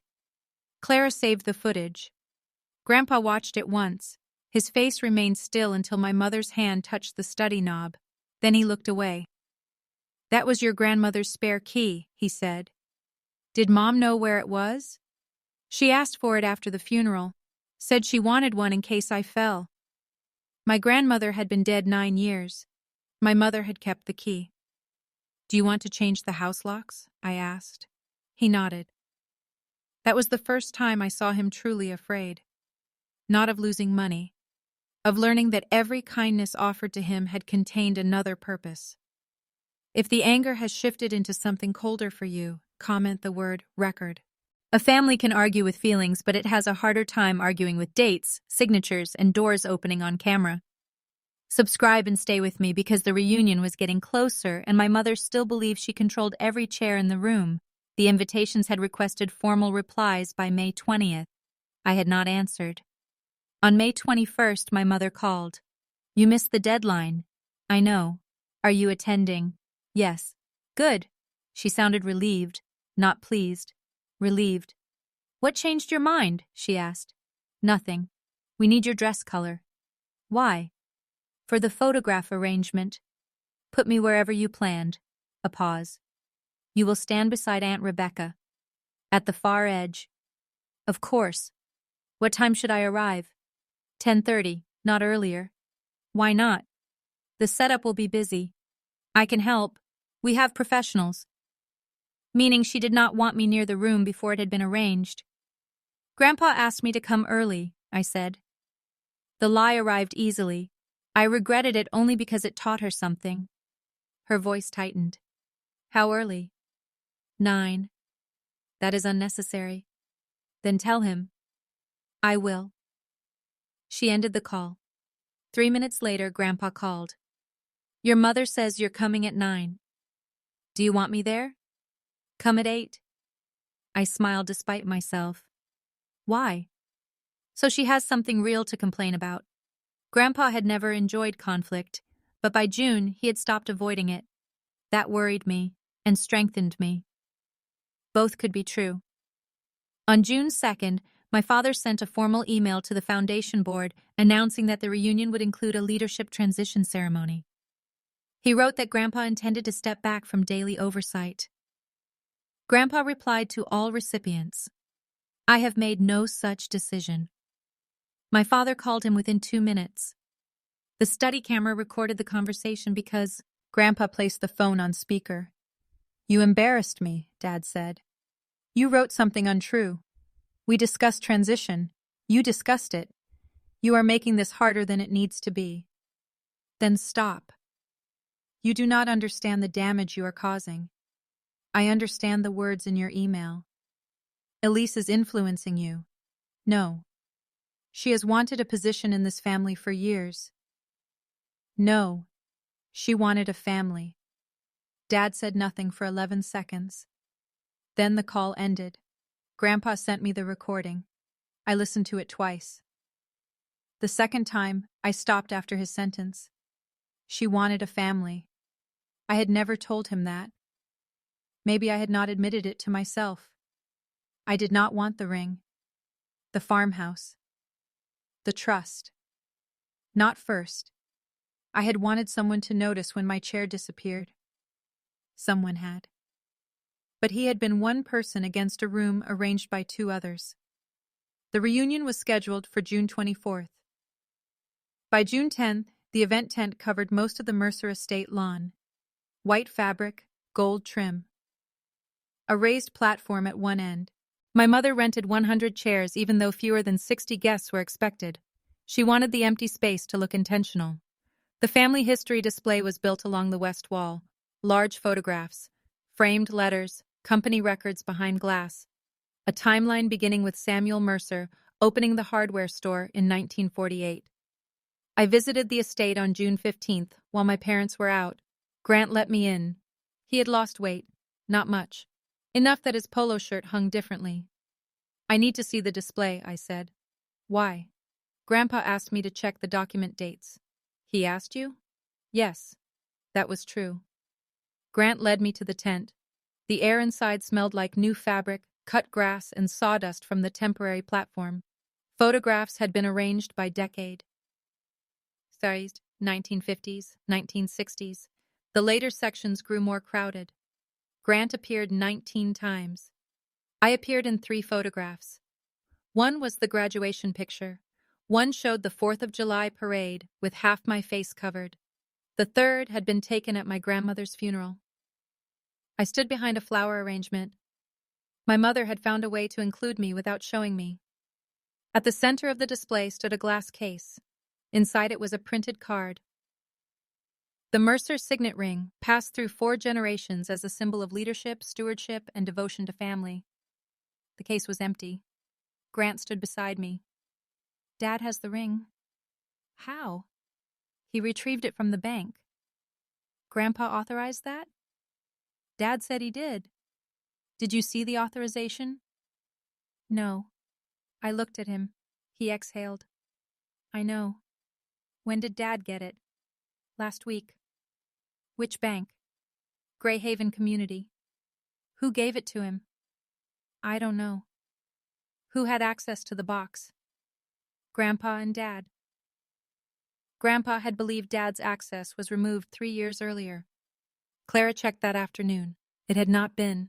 The bank's records showed my father entered the box on June 7th using identification and an old access authorization still attached to the account.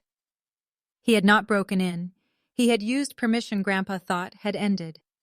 That was how most of the damage happened. Not through force. Through old access, nobody remembered to close. Grandpa called the bank. The box was frozen pending review. The ring was already gone. My father had it. Clara advised Grandpa to demand its return in writing. He refused. Let him bring it, he said. Walter, it is yours. I know. He may present it to Grant. I know. Then why allow that? Grandpa looked at me. Because some people need an audience before they tell the truth about themselves. The sealed envelope remained unopened in my apartment. Every night I saw it when I opened my desk drawer. Every night I considered breaking the seal. I could have steamed it, slid a blade beneath the edge, resealed it afterward. I knew methods. I also knew trust. So I left it closed. On June 18th, exactly 4 years after the original will had been signed, Grandpa asked me to meet him at Clara's office. He wore a dark suit and carried his cane. Clara placed a new folder on the conference table. Inside was an affidavit from Grandpa. It described the false will, his refusal, my father's pressure, the attempt to enter the study, the ring removed from the bank box, his current wishes. The document did not change the original will. It strengthened the record around it. Grandpa signed in front of 2 witnesses and a notary. The signing was recorded. Afterward, he handed me a folded page. It contained 6 sentences in his own handwriting. Read this only if Daniel publicly questions your right to the Mercer name. My throat tightened. Is this what is in the envelope? No. What is this? Permission? For what? To stop protecting him from what he says. I looked at Clara. She remained silent. Grandpa tapped the page. You have spent years making yourself smaller, so your father would not feel accused by your competence. I looked down. That is finished. What do you expect him to say? What he has always said. A name has to be earned. Yes. And what should I say? Whatever is true. He stood. The meeting was over. 3 days before the reunion, Robert Dale contacted Clara again. He had found an email from my father's assistant dated 2 years earlier. The message asked him to sign several blank witness forms for routine corporate records. Attached to the email was a scanned image of his signature. Robert believed that image had been used on the false will. He forwarded the email. The file metadata showed it had been downloaded from my father's office account 4 days before the new will was presented to Grandpa. Melissa Trent found something too. An old event contract containing her signature had been stored in my mother's digital files. The signature on the false will matched it in every visible detail. Not similar. Identical. Natural signatures are never perfectly identical. Exact duplication meant copying. We overlaid the images, every curve aligned, every gap, every stroke.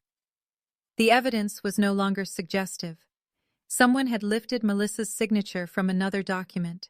The false will had been assembled from stolen names. Grandpa's traced. Robert's scanned. Melissa's copied. Janice Cole's dead notary identity borrowed from an old public record. 4 names used without consent to create control. My father had told me a name had to be earned. He had built his plan by stealing them. On the evening of June 23rd, the night before the reunion, my mother sent a group message to the family. Tomorrow is about unity, gratitude, and honoring the people who carried our name before us. Please leave old tensions at the door. I read it at my kitchen table. Then I opened the drawer. The sealed envelope rested beside the brass key. For the first time in 5 years, I placed both objects next to each other. Key, envelope, trust, instruction, protection. I did not open the envelope, not yet. Instead, I packed my bag. Copies of the original will, the capacity report, the bank access record, the study footage, the false signature overlays, Robert's email, Melissa's statement, Grandpa's affidavit, his handwritten permission, a portable scanner, 2 drives, the brass key, the sealed envelope. I arranged them in that order. Then I closed the bag. At 10:19 that night, Grant called. I considered letting it ring, then answered. Dad is planning something, he said. What? I don't know exactly. Then how do you know? I heard him and Mom arguing. About what? You. I waited. Grant continued. Mom said he should leave you out of the speech. Dad said the family needs clarity. What kind of clarity? He said people need to understand why you were never considered for leadership. I felt no surprise, only confirmation. What else? He has a folder. What color? What? The folder. Black leather. The same one he had brought to Grandpa's house. Did you see inside? No. Where is it? His office. Did he mention the will? No. The ring? He has it. Are you still accepting it tomorrow? Silence. 7 seconds. I don't know. That means yes. Elise, if I refuse in front of everyone, it humiliates Grandpa. Did Grandpa ask you to accept it? No. Then you are not protecting him. I'm trying to stop this from becoming worse. For whom? He said nothing. Grant, you cannot stand in the middle and call it peace while every benefit keeps landing in your hands. His voice tightened. What do you expect me to do? Decide before someone decides for you. I'm warning you. No, you are asking me to rescue you from choosing. That's not fair. You keep using that word when you mean uncomfortable. He breathed out. Are you bringing a lawyer? Yes. That was not the plan yet. But after hearing myself say it, I knew it should be. Dad will lose it. That is his decision. Is Grandpa planning to expose him? Grandpa is planning to tell the truth. What's the difference?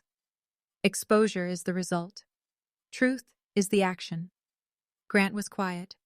Then he said, I never asked them to treat you like that. No. I need you to know that. I know. Does that matter? Not as much as what you do tomorrow. He ended the call. I contacted Clara. She agreed to attend. Not as a surprise witness, as Grandpa's attorney. She would bring certified copies and the video of the original will signing. The retired county clerk who had authenticated the notary records agreed to remain available by phone. Dr. Walsh provided a signed copy of her capacity report. Robert declined to attend, but gave permission for his written statement to be read. Melissa agreed to appear if necessary. The chain was ready. Not a weapon. A record. At 11:53, I finally went to bed. I slept for 2 hours and 12 minutes, then woke from a dream in which I stood inside the reunion tent while everyone else faced away. At 4:15, I made coffee. At 5, I showered. At 5:40, I dressed in a navy blue suit my mother had once called too severe. At 6:10, I checked the bag. At 6:22, I opened the wooden box and placed the faded blue ribbon in the inside pocket of my jacket. Second place. Evidence that somebody else had noticed. At 6:30, I left Indianapolis. The sun rose behind me. By the time the Mercer Water Tower appeared above the trees, the morning had turned bright and clear. No rain, no fog, nothing to soften the edges. I reached the estate at 7:58, 2 minutes before Grandpa asked, 32 minutes before my mother expected me. The reunion tent stood white against the lawn. Workers moved between tables carrying trays, flowers, and folded linens. At the far end, beneath the raised platform, my father stood alone. He wore a dark suit. The gold signet ring shone on his right hand. He saw my car. Then he looked at the bag on the passenger seat. Even from across the lawn, I watched his posture change. He knew I had brought something. He just did not know the family name was no longer the most powerful thing inside it. At 8 o'clock, my father crossed the lawn toward me. He did not hurry. Hurrying would have admitted concern. He walked with one hand inside his jacket pocket and the gold ring catching the morning light each time his arm moved. I stepped out of the car and closed the door. His eyes stayed on my bag. "You are early," he said. "Grandpa asked me to come at 8. He told Vivian 9. He changed his mind." My father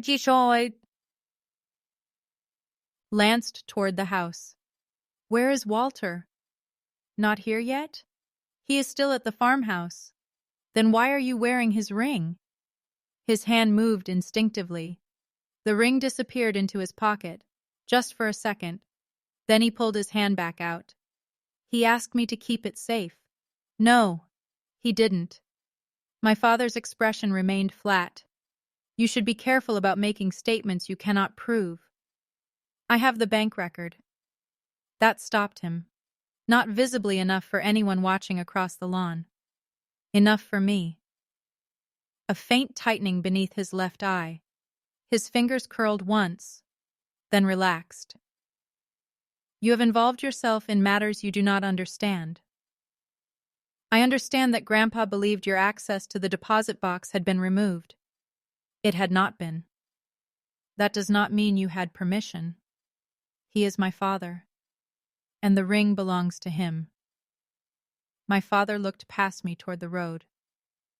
"Clara is coming, isn't she?" "Yes. For a family reunion. For her client. This is exactly what I was trying to avoid." "No. You were trying to avoid a witness." His face hardened. The workers nearby continued setting tables. Silverware touched plates. A ladder scraped against the platform. Someone tested a microphone, sending one low thump through the tent. My father lowered his voice. "You are going to regret turning this into a spectacle." I did not build a platform. He looked toward it. For the first time, I saw the shape of his fear. He had prepared the room. My mother had arranged the chairs. They had written the speeches, chosen the photographs, printed the program, rented the glass case, polished the ring, and invited every relative whose opinion mattered to them. They had created the spectacle. They had simply assumed only they would use it. My father stepped closer. "There is still time to handle this privately. You had 6 weeks. Give me the documents." "No. Give me the envelope." My breath caught. He knew about that too. "How do you know I have an envelope?" His answer came too slowly. "Walter mentioned it." "When?" "Years ago." "What did he say was inside?" "That is irrelevant." "Then why do you want it?" "I want anything removed from his study returned." "The envelope was given to me 5 years ago. That drawer contains family property. My name is on the envelope. You are not the only person whose name appears on paper." The sentence was careless. Maybe he realized it. Maybe he did not. I heard it clearly. Names on paper, signatures, witnesses, a dead notary. He was warning me while confessing the logic that had made the false will possible. My mother called from the tent. Daniel. She stood beside the platform wearing a pale gray dress and holding a clipboard against her chest. Everything about her looked composed except her grip. Her fingers pressed so hard into the board that the tips had gone white. My father looked at me once more. Do not do this. I have not done anything. That is not true. What have I done? You chose strangers over your own family. Clara has known Grandpa longer than Mom has. She is paid. So are the people setting up your celebration. He walked away before the answer could become a scene. At 8:12, Clara arrived. She parked near the side entrance and stepped out carrying a black rolling case. My mother saw it. Her smile disappeared for 2 seconds, then returned. At 8:18, Dr. Walsh arrived. She had not been invited by my parents. Grandpa had asked her to attend as a guest. At 8:26, Melissa Trent parked beside Clara's car. She remained inside for several minutes before getting out. At 8:31, a silver sedan entered the circular drive. The man behind the wheel was Thomas Reeve, the retired county clerk who had helped Clara verify the false notary seal. He wore a brown sport coat and carried a thin file. My father watched each arrival. He said nothing. At 8:42, Grandpa's truck appeared at the end of the drive. He was not driving. A neighbor named Frank Ellis sat behind the wheel. Grandpa was in the passenger seat wearing a dark charcoal suit, a white shirt, and the blue tie my grandmother had given him on their 40th anniversary. Frank helped him out. Grandpa rejected the offered arm after his feet reached the ground. He took his cane. Then he looked toward the tent, the platform, the empty ring case. My father, me. He began walking. 1 step, cane. 2nd step, cane. His pace was slow enough that everyone on the lawn noticed. My mother moved toward him with both hands raised. Walter, you should have let us pick you up. I had a ride. We were worried. No, you weren't. She stopped. Grandpa continued past her. He reached me at 8:47. You brought it? He asked. Yes. All of it? Yes. The envelope? I touched the side of my bag. Yes. He nodded. My father approached. Dad, we need to talk before people arrive. We have talked. Privately. You brought 43 relatives. This is a celebration. Then celebrate. Grandpa looked at the ring on my father's hand. Take that off. My father lowered his voice. You authorized access to the box. Years ago. The bank still recognized it. I didn't ask whether the bank recognized you. My father's cheeks darkened. You said the ring should remain in the family. It should. It is. It is on the wrong hand. My mother glanced toward the workers. Walter, please. Not here. Grandpa looked around the tent. This is exactly where you planned to give it away. The nearest worker pretended to adjust a flower arrangement. My father pulled the ring off. For a moment he held it between his thumb and forefinger. Then he offered it to Grandpa. Grandpa did not take it. Put it in the case. My father looked toward the empty glass display. That is part of the ceremony. Then put it where people can see it. He walked away. My father remained still for 3 seconds, then crossed the tent and placed the ring inside the glass case. My mother unlocked the case for him. Her hand shook once. At 9:05, Grandpa met with Clara, Dr. Walsh, Thomas Reeve, Melissa, and me inside the library. The room had been chosen because the door locked and the windows faced the rear garden. Grandpa sat behind the desk my father used for foundation work. Clara opened her rolling case. Inside were certified copies of the original will and trust, the capacity report, the affidavit, the bank access records, the notary records, the signature comparisons, Robert's statement, Melissa's statement, and printed stills from the study footage. A small tablet held the recording of Grandpa signing the original will 4 years earlier. Another drive held the footage of my mother entering the house and trying the study lock. No one has to use all of this, Clara said. My mother's voice could be heard faintly beyond the door as she directed workers. Grandpa looked at the folders. Daniel will make the choice. What choice? Dr. Walsh asked. Whether we celebrate quietly or correct him publicly.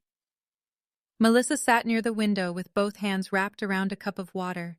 She was 46, with short brown hair and a face I remembered from foundation dinners. My mother used to praise her attention to detail. Now Melissa looked ashamed of having ever been useful to us. I don't want to speak in front of everyone, she said. You do not have to, Clara replied. Your statement is signed. Melissa looked at me. But if he says I witnessed that document, I will. You do not owe us that, I said. I owe myself that. Grandpa watched her. Did Vivian know your signature was in her files? Yes. How? She asked me to scan every contract I signed before I left the foundation. When was that? 3 years ago. Why did you leave? Melissa glanced toward the door. She said I had become disloyal. What did that mean? I questioned reimbursements. My mother had called Melissa unstable after she resigned. I remembered the conversation. She became emotional, my mother had said. Some people cannot handle responsibility. Now Melissa took a folded page from her bag. I brought something else. She placed it on the desk. It was a printed email from my mother. The date was 6 months after Melissa had left. The message had been sent to an address belonging to my father. I still have Melissa's signed forms if we ever need a clean example. No context, no explanation, just one sentence. Clara read it twice. Did you have this before? She asked. No. A former coworker found it in an archived folder last night. Can the coworker verify where it came from? Yes. Clara added it to the evidence. Grandpa closed his eyes briefly, then opened them. Anything else? Tomat, as Reeves slid forward his file. I found the original notary record they copied. He placed a photocopy beside the false seal. Janice Cole had notarized a land transfer for Mercer Hardware 16 years earlier. The seal layout matched the false will. Same spacing, same registration number, same tiny break in the circular border. My family already possessed an old document carrying Janice's genuine seal. Someone had scanned it, changed the expiration date, placed it beneath a dead woman's name. Thomas tapped the copy. This is the source. Grandpa looked at my father's desk. Where was the original? In the company archive. Who had access? Daniel, Vivian, Grant, and 2 administrative employees. I looked at Clara. She understood what I was thinking. Grant's access did not prove involvement, but it placed him inside the same circle. At 9:28, someone knocked. My mother. Walter, guests will begin arriving soon. Grandpa did not answer. She knocked again. We need the library for the family welcome table. No, you don't, he said. A pause. Then her footsteps moved away. Grandpa looked at me. What is your plan if Daniel says nothing? I say nothing. And if he gives the ring to Grant? You stop him. What if I don't? My chest tightened. Then it is your decision. He nodded. What if he says you are not worthy of the name? I touched the folded page inside my jacket. Then I read what you gave me. And the envelope? You tell me. He looked at the bag. Open it after he finishes speaking. Why not now? Because what is inside should answer him, not warn you. At 9:40, the meeting ended. We did not rehearse. There was no plan for who would stand where. No dramatic order. Truth does not always need choreography.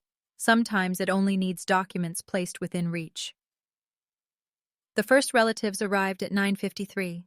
Aunt Rebecca came carrying a lemon cake even though lunch was catered. Uncle Martin complained about parking.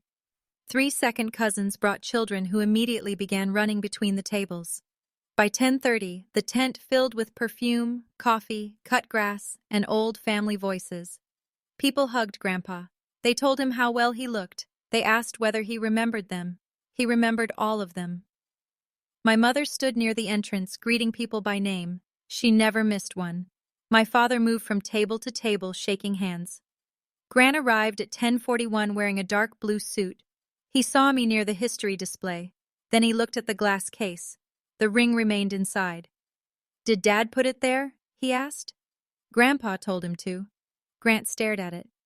"Is the ceremony still happening?" "I don't know." "You know more than I do." "That is because I asked questions." He accepted the line without arguing. His eyes moved toward Melissa. "What is she doing here?" "She was invited by Grandpa." "Why?" "Ask him."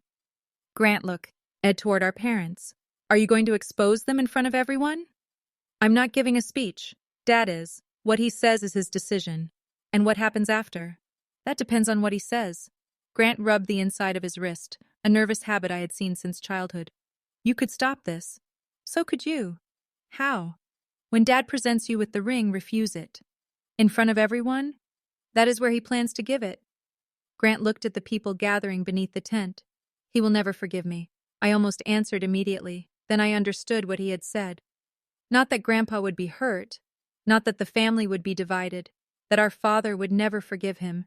Even at 33, Grant still lived inside the same test. Earn the name, keep the approval, do not refuse the role. "You have spent your life being protected from his disappointment," I said. "I cannot teach you how to survive it." His expression tightened. "Was that supposed to help?"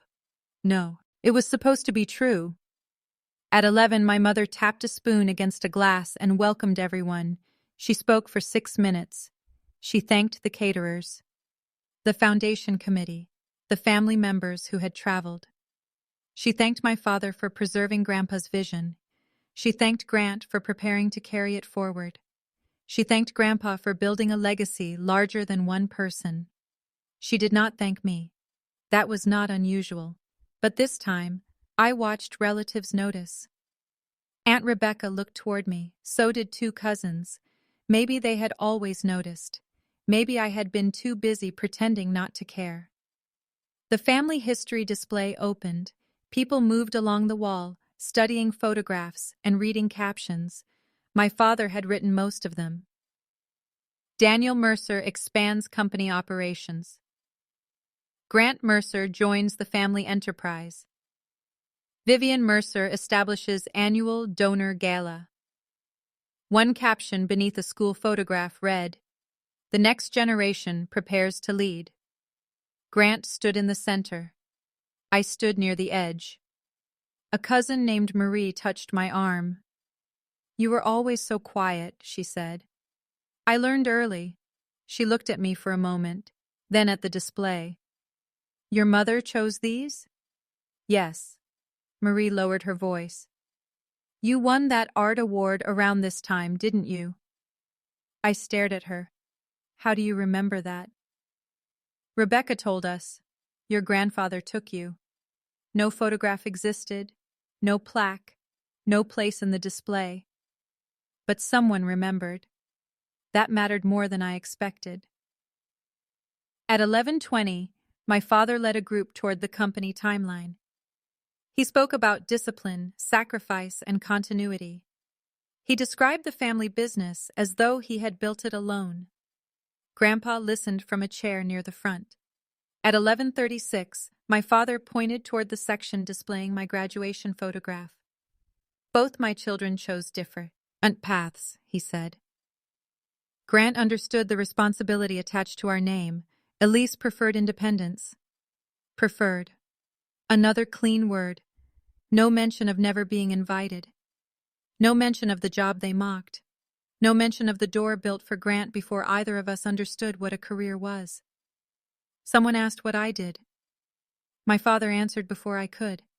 "She reviews office documents." A few people smiled politely. I stepped closer. "I am a forensic document examiner." My father's jaw tightened. Uncle Martin raised his eyebrows. "What does that involve?" "Determining whether documents are authentic, altered, substituted, traced, copied, or forged." The word forged hung in the air. My mother turned from across the room. My father held my gaze. Then he laughed softly. She has always enjoyed correcting people. Some relatives laughed with him. Not cruelly, automatically. I smiled. It pays well. That ended it. At noon, lunch was served. My assigned seat was at table 7 beside Aunt Rebecca and 2 distant cousins. Grant sat at table 1. My father sat on Grandpa's right. My mother sat on his left. There was no chair for me at the front table. Grandpa noticed. He stood with difficulty. The room quieted. He lifted his place card, then carried it to table 7. My mother hurried toward him. "Walter, your seat is here." I found another. "You are the guest of honor." "Then I choose the chair." He sat beside me. Aunt Rebecca moved her cake box to make space. My mother stood there for 2 seconds. 3. Then returned to table 1. Grandpa unfolded his napkin. "Food any good?" he asked. "I haven't tried it." He tasted the chicken. Dry. Aunt Rebecca laughed. The tension broke around our table. For the next 40 minutes, Grandpa told stories. Not polished history. Real stories. The hardware store roof leaking into buckets. My father breaking a window with a baseball. Grant hiding in the stockroom during his first summer job. Me finding duplicate delivery charges when I was 12. "You remember that?" I asked. $78.40. The cousin across from us smiled. "What happened?" Elise noticed the same invoice number twice. "How old was she?" 12. Grandpa cut another piece of chicken. "She saved more money that afternoon than Daniel paid her all summer." My father heard. He looked toward us. For once, the story had moved without his permission. At 12:48, my mother announced that the foundation presentation would begin in 12 minutes. People carried chairs closer to the platform.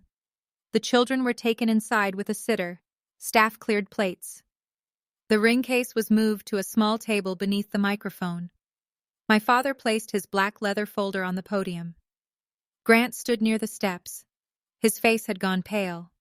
I sat in the second row beside Grandpa. Clara sat behind us. Melissa and Thomas sat near the aisle. Dr. Walsh remained at 2 feet back. At 12:57, my father adjusted the microphone. A low hum moved through the speakers. My mother stood to one side holding the printed program. Everything was ready. Every chair faced the same direction. At 1 o'clock, my father began. He spoke first about Grandpa. Hard work, sacrifice, vision. The words were familiar because he had used them at every major family event. He spoke about the hardware store, the storage business, the foundation, and the duty of future generations. Then he said the family had reached a turning point. Leadership cannot remain uncertain, he told the room. A legacy survives only when responsibility passes to the person prepared to carry it. Grant looked down. My father continued. For several years, my father and I have discussed a transition that protects the Mercer name and everything attached to it. Grandpa tapped one finger against his cane. Once. My father did not look at him. Today, with his blessing, we are announcing that Grant Mercer will become Executive Director of the Mercer Family Foundation and the future steward of our family interests. Some people applauded. Not everyone. My mother began clapping first. The sound spread unevenly. Grant remained near the stairs. My father gestured toward him. "Come up here." Grant did not move. My mother's smile tightened. "Grant." He stepped onto the platform. My father opened the glass case and removed the ring. He held it toward the guests. "This ring has passed through 4 generations." Grandpa spoke from his chair. 3. The microphone picked up the word. My father paused. A few relatives looked back. Grandpa continued. "It has passed through 3 generations. Mine would be the 4th transfer." My father smiled toward him. "Exactly. No." The word traveled through the tent. My mother stepped forward. "Walter, Daniel means, I know what Daniel means." Grandpa looked at Grant. Did you ask me for that ring? Grant swallowed. No. Did I offer it? No. My father lowered the ring. Dad, we agreed. No, we didn't.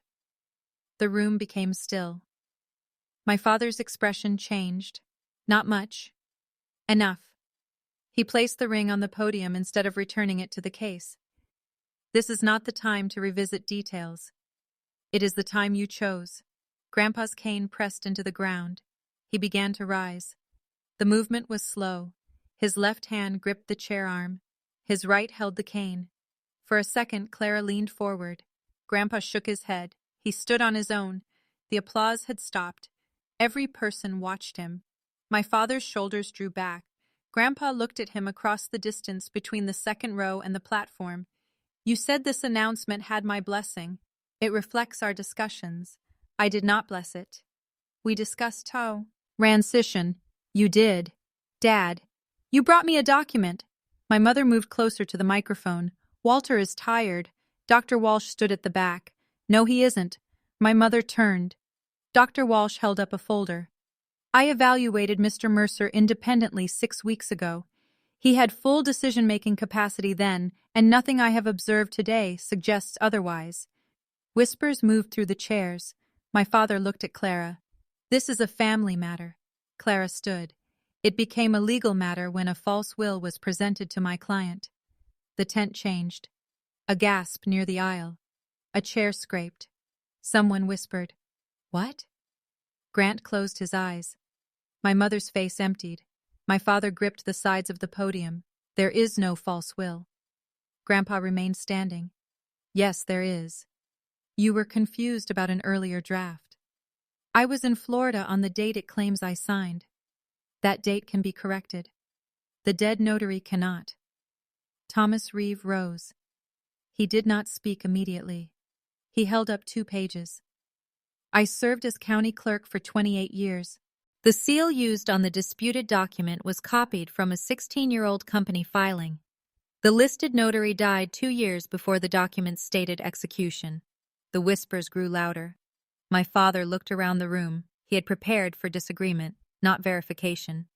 My mother stepped toward Grandpa. Walter, sit down before you fall. He looked at her. You entered my house while I was away. Her face froze. What? The camera recorded you. I brought food. You went to the study. I was checking the room. You tried the lock with your copy of Helen's key. My grandmother's name silenced her. Grandpa's voice remained even. You kept my wife's key for 9 years, then used it after I refused your document.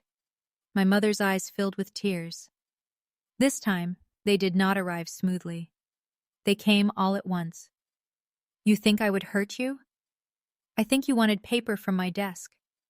I was worried about you. You were worried about what I kept. My father struck the podium once with the flat of his hand. That is enough. The microphone carried the sound. Children inside the house could probably hear it. The people in the tent went silent. My father looked at Grandpa, then Clara, then me. His control had narrowed to one target. This is her doing. There it was. My mother lowered her head. Grant stared at the floor. My father pointed toward me. Elise has spent her life resenting this family. She left Greyhaven, rejected the business, and waited for a chance to turn an aging man against his own son. Grandpa looked at me, not frightened. Ready. My father continued. She was never considered for leadership because she never demonstrated loyalty. She has confused skill with character and independence with worth. His voice grew stronger with each sentence. The room was his again, or he believed it was, the me. Her name represents sacrifice, responsibility, service. It cannot belong equally to someone who appears only when there is something to gain. Aunt Rebecca said my name softly. I did not look at her. My father stepped away from the podium. He spoke directly to me now. You were not worthy of this family name when you abandoned it, and carrying a folder into a reunion does not make you worthy now. The sentence landed exactly where he intended. Years of chairs, photographs, missed ceremonies, loans, polite Sunday calls, quiet little details. Everything gathered inside one public wound. The room waited for me to break. I counted. 1 second, 2, 3, 4, 5, 6. Then Grandpa stood straighter.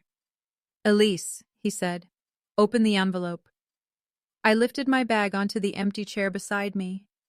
My hands did not shake.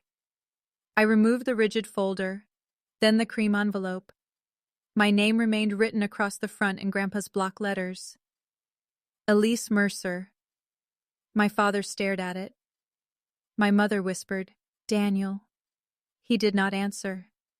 I broke the seal.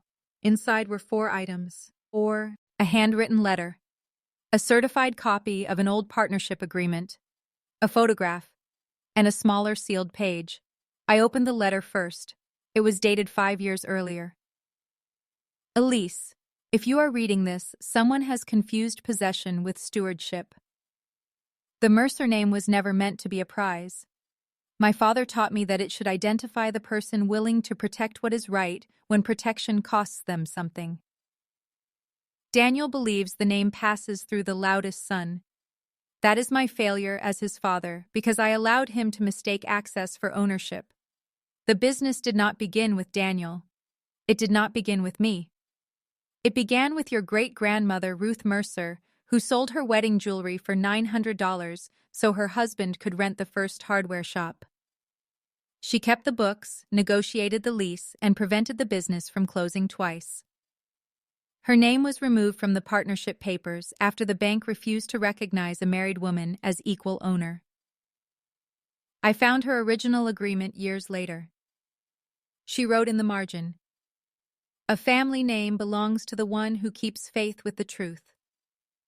I have watched you keep faith with the truth since you were a child. If Daniel tells you that you did not earn the name, show him who earned it first. Walter Mercer. The tent was silent. I placed the letter on my lap, then unfolded the partnership agreement. It was dated March 3, 1948. The official document named Samuel Mercer as sole proprietor, but this copy had been drafted before the bank revision. 2 names appeared at the top. Samuel Mercer, Ruth Mercer. Beside Ruth's name was a handwritten note. Removed at lender's request. Capital contribution, $900. The smaller sealed page contained a sworn statement from Grandpa describing where he found the agreement and how Clara had authenticated it. The photographs Howard Ruth standing inside the first hardware store. She wore a dark dress and held an account ledger against her chest. Behind her, shelves leaned beneath boxes of nails, tools, rope, and paint. Someone had written on the back. Ruth kept us open. I stood. My father remained on the platform. The ring sat beside his hand. "You said the name belonged to the person prepared to carry it," I said. My voice sounded calm through the microphone Grandpa's chair had picked up. My father said nothing. I continued. "The first person who carried this business was a woman whose ownership was erased from the official record." My mother looked at the photograph. "She has nothing to do with this. She has everything to do with it." My father recovered enough to speak. "An old draft does not change the legal history." "No," I said, "but it changes the story you told. This is sentiment. The false will is not." Clara stepped into the aisle carrying the first folder. She handed me a certified copy. I held it up. "This is Grandpa's valid will, signed 4 years ago in Clara's office, witnessed, notarized, and recorded on video." My father's face hardened. "You have no right to read that publicly." "Grandpa does." Grandpa looked around the room. "Read the relevant parts." I opened to the marked page. The will names Clara Benson as personal representative. It names me as successor representative. It keeps company control under independent oversight. It leaves equal income rights to Dad and me, with Grant receiving a conditional non-controlling share. Grant looked up sharply. My father stepped toward the edge of the platform. "Stop," I continued. "It leaves the farmhouse and land to me."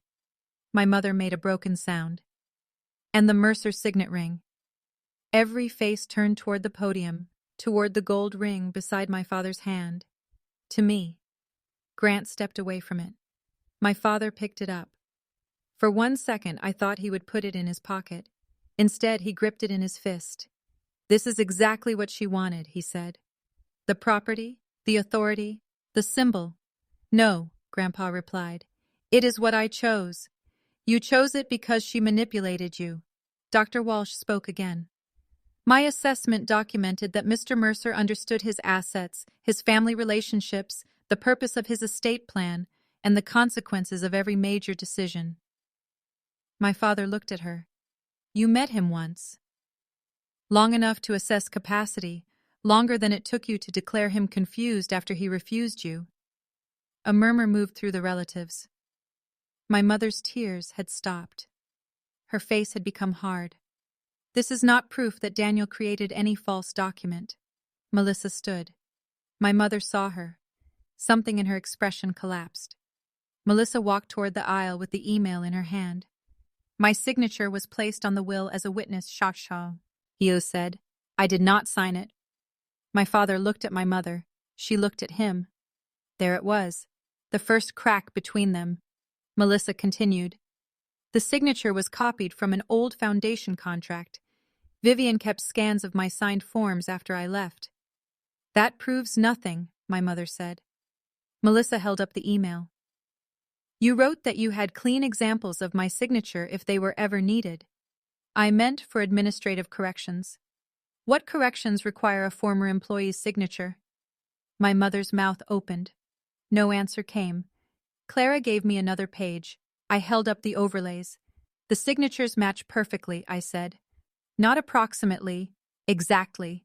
Natural signatures vary every time. These are copies of the same image." My father's eyes moved toward the exit, then to Grant. "Say something." Grant stood on the platform several feet away. "What do you want me to say?" "That you knew your grandfather intended this transition." Grant swallowed. "I knew you intended it." The distinction landed. My father stared at him. "Do not do this." Grant looked at the ring in his fist, then at Grandpa. "Did you ever want me to have it?" Grandpa answered gently. "Not the way they planned to give it to you."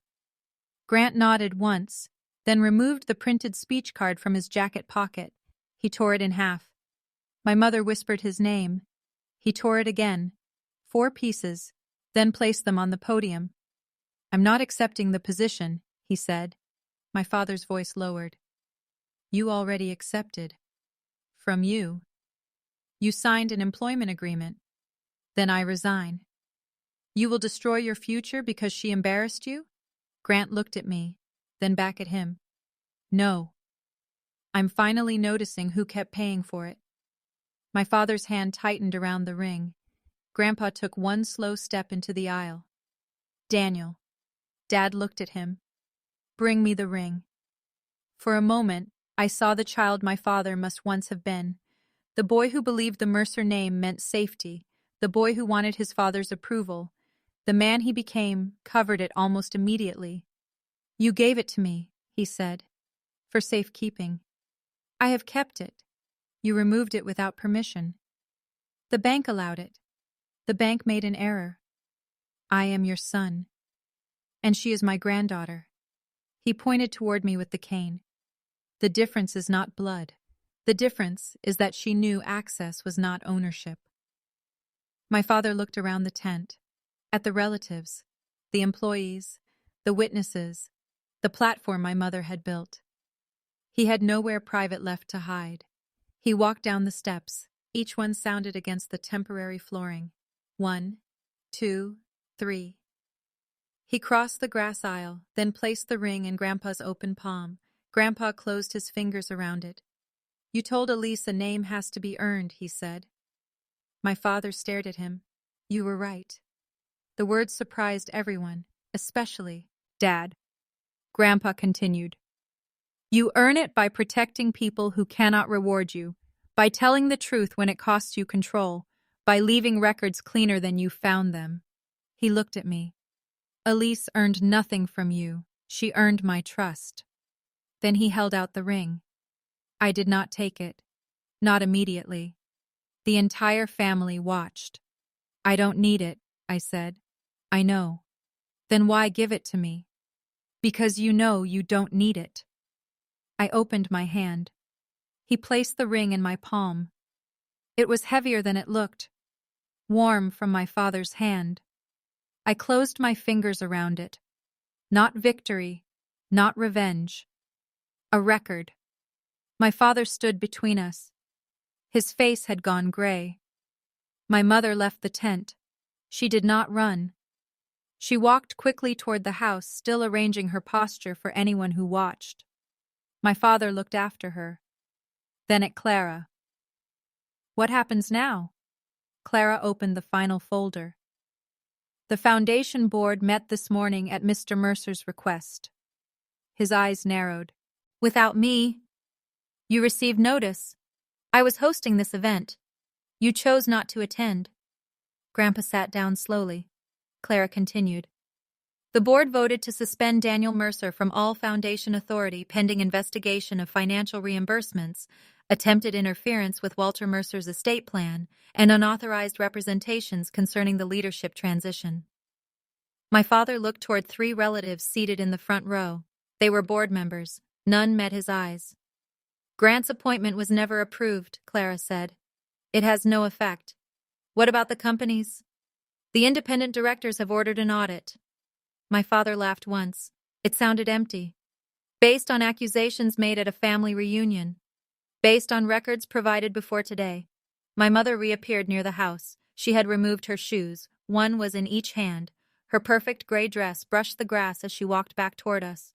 "What audit?" she demanded. Clara turned. "Foundation reimbursements, related party transfers, executive loans, and company payments connected to this event." "This event was authorized." "By whom?" "The Foundation Committee." "You chaired the committee." "That is not illegal." "No one said it was. The audit will determine what was proper." My mother looked at the relatives. Her face changed as she saw them watching. The performance returned. She placed one hand against her chest. "I planned this day to honor Walter." Grandpa looked at the banner above the platform. "One name, 4 generations." "No," he said. "You planned it to create a photograph." My mother's mouth trembled. "You have no idea what I have done for this family. I have the reimbursements." That was when she broke. Not with tears, with anger. "You wrote everything down because you never trusted us." Grandpa's face remained calm. "Wrote everything down because you expected trust to replace permission." My father turned toward her. "Did you use Melissa's signature?" She stared at him. The question shifted the whole room. He was moving blame. She knew it. "You gave me the files," she said. "For the foundation. You asked me to fix the witness pages. I asked you to prepare a draft. You brought Walter the document. You created it. You told me he had agreed. You said the witnesses would not matter." Grant stepped down from the platform. "Stop." Neither listened. Years of polished partnership fell apart in less than 1 minute.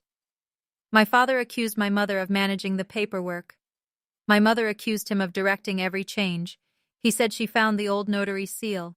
She said he traced Grandpa's signature after practicing from checks. Aunt Rebecca covered her mouth. Thomas wrote something in his file. Clara did not interrupt. Neither did I. People often believe the truth needs help. Sometimes it only needs space. My father realized what he had admitted first. He stopped speaking. My mother did not. "You think Elise is innocent?" she said, turning toward Grandpa. She waited. She watched us make one mistake and built a case because she wanted what Grant had. I looked at her. "One mistake?" The words quieted her. "A copied witness signature," I said. "A dead notary's seal, a traced signature, a false date, a medical evaluation arranged without consent, entry into Grandpa's house, a ring removed from his deposit box, a public announcement he rejected in writing." I held up the chronology. This was not one mistake. She looked at the pages. "This is revenge." "No." My voice remained level. "This is a record." The phrase settled over the tent. My mother looked around for support. She found none. Not because everyone suddenly loved me, because the facts had become too specific to soften. At 1:46, Clara asked the guests to remain available for follow-up questions if they had witnessed any statements regarding Grandpa's estate or capacity. At 1:52, the caterers began clearing untouched dessert. At 2:03, my father left the tent. No one tried to stop him. At 2:06, my mother followed. At 2:11, Grant sat alone on the platform steps with his jacket beside him. At 2:15, the time scheduled for the formal family photograph, the photographer approached Grandpa and asked whether the session was canceled. Grandpa looked at me, then at the relatives still gathered beneath the tent. "No," he said, "but move the chairs." My mother had planned the photograph with my father in the center, Grant beside him, Grandpa seated in front, and me at the far edge beside Aunt Rebecca. The photographer held the printed arrangement. Grandpa took it, folded it once, then twice. He placed it in his pocket. "No rows by importance," he said. "Put the oldest people in chairs. Everyone else stands where there is room." The photographer hesitated, then began moving people. No one stood in the center intentionally. Children came back outside. A cousin held the lemon cake. Aunt Rebecca stood beside Grandpa. Grant remained near the edge until I looked at him and moved half a step. Not an invitation to forget, only space. He stood beside me. My father and mother were absent. The photographer raised the camera. "Everyone ready?" People adjusted. Someone laughed. A child complained about the sun. Grandpa looked toward me. "Don't hide behind anybody." I stepped forward enough that my face could be seen. The camera clicked. Once, twice, 3 times. For the first time in my life, a Mercer family photograph recorded the room as it was, instead of arranging it into a lie. If you have ever watched a family truth come out and wondered whether justice must look cruel, comment the word chair. The smallest change in that photograph mattered because no one was pushed to the edge to make someone else look central. Stay with me because the public moment ended that afternoon, but the real consequences arrived quietly over the next several months. The reunion ended at 3:20. Relatives left in groups. Some hugged me, some avoided me, some whispered near their cars. A few apologized for laughing when my father called my work paperwork. I accepted the apologies without pretending they repaired anything. Aunt Rebecca gave me the lemon cake. "You will actually eat it," she said. Grandpa took one slice before we left. Gran approached me near my car. He had removed his tie. His eyes were red, though I had not seen him cry. "I meant what I said," he told me. "About resigning?" "Yes." "Good. I don't know what happens now." That is true for everyone. Dad won't answer me. He will when he needs something. Grant flinched. The line was harsh, accurate, but harsh. I softened it without taking it back. "You should get your own attorney." "Clara cannot represent me?" "She represents Grandpa." "Right." He looked toward the house. "Did you know about the audit?" "Yes." "For how long?" 2 weeks. His face tightened. "You could have warned me." "Would you have resigned 2 weeks ago?" He did not answer. "Then warning you would only have warned them." He nodded slowly. "What do you think they will find?" "I don't know." "Do you think I did something illegal?" "I think you signed documents you did not read and accepted payments you did not question." I trusted Dad. So did Grandpa once. Grant looked at the ring in my hand. I had forgotten I was still holding it. "Are you going to wear it?"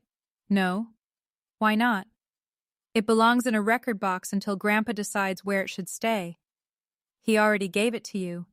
"That does not mean I need to display it." Grant looked down. "I wanted it." "I know." I thought it meant I had done something right. The confession was so simple that my anger shifted. Not gone, changed. "You wanted the proof before doing the work," I said. He nodded. "I think that's true." I opened my car door. "Elise?" I turned. "I am sorry." For what? His eyes lifted. The question overwhelmed him because the answer was too large. For not noticing. You noticed. He looked away. That was the deeper truth. He had noticed enough to remain silent. I'm sorry for choosing not to know, he said. That was better. Not complete, but honest. I believe you, I told him. Does that mean you forgive me? No. His face fell. It means I believe you are sorry. I got into the car. Grandpa rode home with Frank. Clara took the evidence. Melissa left with Thomas. Dr. Walsh shook my hand before she went. By 4, the white tent stood almost empty. The banner remained above the platform. One name, 4 generations. The wind lifted one corner, then another. The first major consequence arrived 3 days later. The foundation audit found $47,000 in event expenses and reimbursements that lacked proper approval. Not all of it was theft. Some charges were legitimate but processed carelessly, others were not. My mother had used foundation funds for private dinners, clothing described as donor hospitality, floral arrangements sent to family friends, and part of the reunion. My father had authorized consulting payments to a company connected to one of Grant's failed investments. Grant had received $18,500 through a vehicle allowance that did not exist for any other employee. He repaid it, not immediately, but fully. The company audit took longer. It found weak controls, undocumented loans, and executive decisions made without required board review. My father was removed from operational authority. He retained the income rights Grandpa's valid trust allowed him. Grandpa did not leave him with nothing. That mattered. Justice did not require starvation. It required boundaries. Grant resigned as promised. He sold his truck, repaid the vehicle money, and moved into a smaller apartment near Louisville. For several months he worked for a warehouse company that did not know his last name before they hired him. He started in inventory control. His first salary there was $49,000. He later told me it was the first job he had ever been afraid to lose because of his own performance. My mother resigned from the foundation committee before the board removed her. She called the decision a private family sacrifice. No one corrected the public statement. By then, the records had done enough. The false will was referred to the appropriate authorities. I was interviewed twice. So were Clara, Melissa, Robert, Thomas, Grandpa, my parents, and Grant. The process remained private longer than the reunion did. I will not pretend every legal question resolved cleanly. It did not. Some responsibility was difficult to separate because my parents had worked together. Files had been shared, instructions had been spoken. The original false document disappeared. My father claimed it had been destroyed after Grandpa rejected it.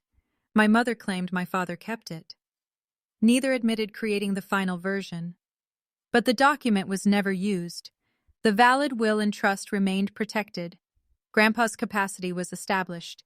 The company and foundation were placed under independent oversight. The ring returned to the bank box under new access rules. That was enough for Grandpa. This wasn't about seeing them punished, he told me. It was about stopping them before the lie became permanent. The farmhouse deed stayed where it was. The land stayed leased. The businesses continued operating. The employees kept their jobs. That part mattered most to me. During the audit, one board member proposed closing 2 storage locations to cover legal and review costs. I opposed it. The people working there had not forged anything. They should not lose paychecks because executives failed to understand consent. The board found other savings. No locations closed. That became my first real decision as the foundation's independent records trustee. Not glamorous, no ceremony, no ring, just 14 jobs that remained 14 jobs. My father called me 6 weeks after the reunion. I watched his name appear on the screen, then counted 4 rings before answering. Hello? Elise? His voice sounded smaller through the phone. I need to speak with you. You are speaking. In person. About what? The investigation. Then contact your attorney. Not about the facts. What else is there? A pause. Us. There had never been an us. Not the kind he meant. Still, I agreed to meet him. We chose a diner outside Greyhaven because neither of us owned the room. He arrived early. His hair had gone noticeably grayer. He wore no cufflinks. When I sat across from him, he pushed a cup of coffee toward me. I ordered yours black, he said. I take milk. His face changed. He had ordered what he thought I drank, or what Grant drank, or what he believed a serious person should drink. I added milk from the small metal pitcher. He watched. I should know that, he said. Yes. The waitress placed menus between us. Neither opened one. My father folded his hands. I did not create the will. Did you trace Grandpa's signature? He looked toward the window. I signed his name on drafts before. That is not what I asked. No. Did you direct Mom to assemble it? I told her we needed a document reflecting what Dad had already agreed to. He had not agreed. I believed he would. That is not consent. I know that now. You knew it then. His jaw tightened. Even in apology, he wanted control over the wording. I convinced myself the result justified the method, he said. That is closer. He looked at me. You sound like him? Grandpa? Yes. That used to be a compliment in our house. It still is. I waited. He lowered his eyes. I was angry when he chose you as successor representative. Why? Because I am his son. That is a relationship, not a qualification. I spent my life in the company, and he believed you confused the company with yourself. My father looked tired. Not the tired performance of a man asking for sympathy. Actually tired. I thought you judged me. I barely spoke. That was part of it. Because I was quiet. Because you watched. Grandpa had said the same thing. Insecure people punish the witness. My father continued. You saw every inconsistency, every promise I changed, every time Grant failed and I covered it. You never argued, but I knew you saw. So you made me the problem. I told myself you did not care about the family, because I built a life you did not control. Yes. The word was soft, honest, late. He rubbed his thumb against the table. I should have gone to your awards ceremony. My throat tightened unexpectedly. Of everything. The false will. The ring. The reunion. He chose the art award. You remember? Your grandfather kept the program. I found a copy in his records. So you remember because he wrote it down. Yes. I looked at the coffee. He had not remembered the date, the drawing, the 40-mile drive. He remembered because Grandpa left evidence. You took Grant for pizza, I said. He had lost. I had won. My father closed his eyes briefly. I know. No, you know now. He accepted that. The waitress returned. We ordered soup neither of us wanted. While we waited, he said, I am sorry. I looked at him. He did not add, but. He did not explain intentions. He did not mention pressure or legacy. For once, the sentence stood alone. I believe you are sorry, I said. Can we repair this? I don't know. What would it take? Time without demands. He nodded. And no private conversations about the estate, foundation, audit, or investigation. His shoulders lowered. All right. You cannot use me to reach Grandpa. I understand. You cannot ask me to speak to Clara. I understand. You cannot call an apology forgiveness. His eyes met mine. That one is harder. I know. The soup arrived. We ate slowly. Before leaving, he asked whether he could hug me. I said no. He did not argue. That was the first boundary he accepted without trying to renegotiate. My mother did not apologize for almost 5 months. Her first 3 messages were explanations. I was protecting the family. You do not understand what pressure your father was under. Walter had become impossible. Melissa was always unstable. Grant needed direction. None of them asked what I needed. I did not answer. The 4th message arrived in November. I erased you because your independence frightened me. I read it 6 times. No greeting. No signature. 1 sentence. Maybe she had written it herself. Maybe a therapist had helped. Maybe my father had suggested it. I did not know. I replied with 2 words. That's true. She called immediately. I did not answer. A week later, she mailed me a box. Inside were photographs, not the formal ones from the house. Small prints, school concerts, birthdays. One showed me at 14 holding the blue ribbon outside the auditorium. I stared at it. Grandpa had not forgotten his camera. He had bought a disposable one at the diner. The photograph had been blurry and underexposed, so he never gave it to me. My mother had found it among his papers years earlier. She had kept it. Not displayed it. Kept it. On the back, Grandpa had written, Elise, 2nd place, Regional Art Award. Proud because she loved the work. I called him. Why didn't you give me this? He laughed. Thought I lost it. Mom had it. Then I did lose it. I placed the photograph beside the faded ribbon.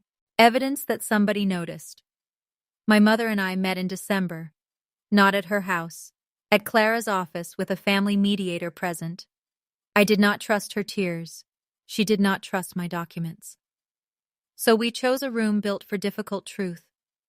She apologized for entering Grandpa's house, for keeping the key, for copying Melissa's signature, for helping assemble the false will. She admitted she had found the old notary seal. She said my father traced the signature. He later denied that detail again. Their accounts never fully matched. I stopped needing them to. The document existed. Grandpa rejected it. The plan failed. My mother asked whether I hated her. No, I said. Why not? Because hatred would keep you central. She looked down. That answer hurt her. I did not say it to hurt her. Some truths arrive sharp because they have been held too long. Near the end of the meeting, she asked what she could do. Return everything that belongs to Grandpa. I already have. The spare keys. She removed 2 keys from her purse, one to the farmhouse, one to an old office cabinet. She placed them on the table. Anything else? I asked. She hesitated, then took out a small silver key. What does that open? A storage drawer at the foundation office. What is inside? Copies. Of what? Family records, contracts, old signatures. Clara took the key. My mother began crying. This time, I believed the tears.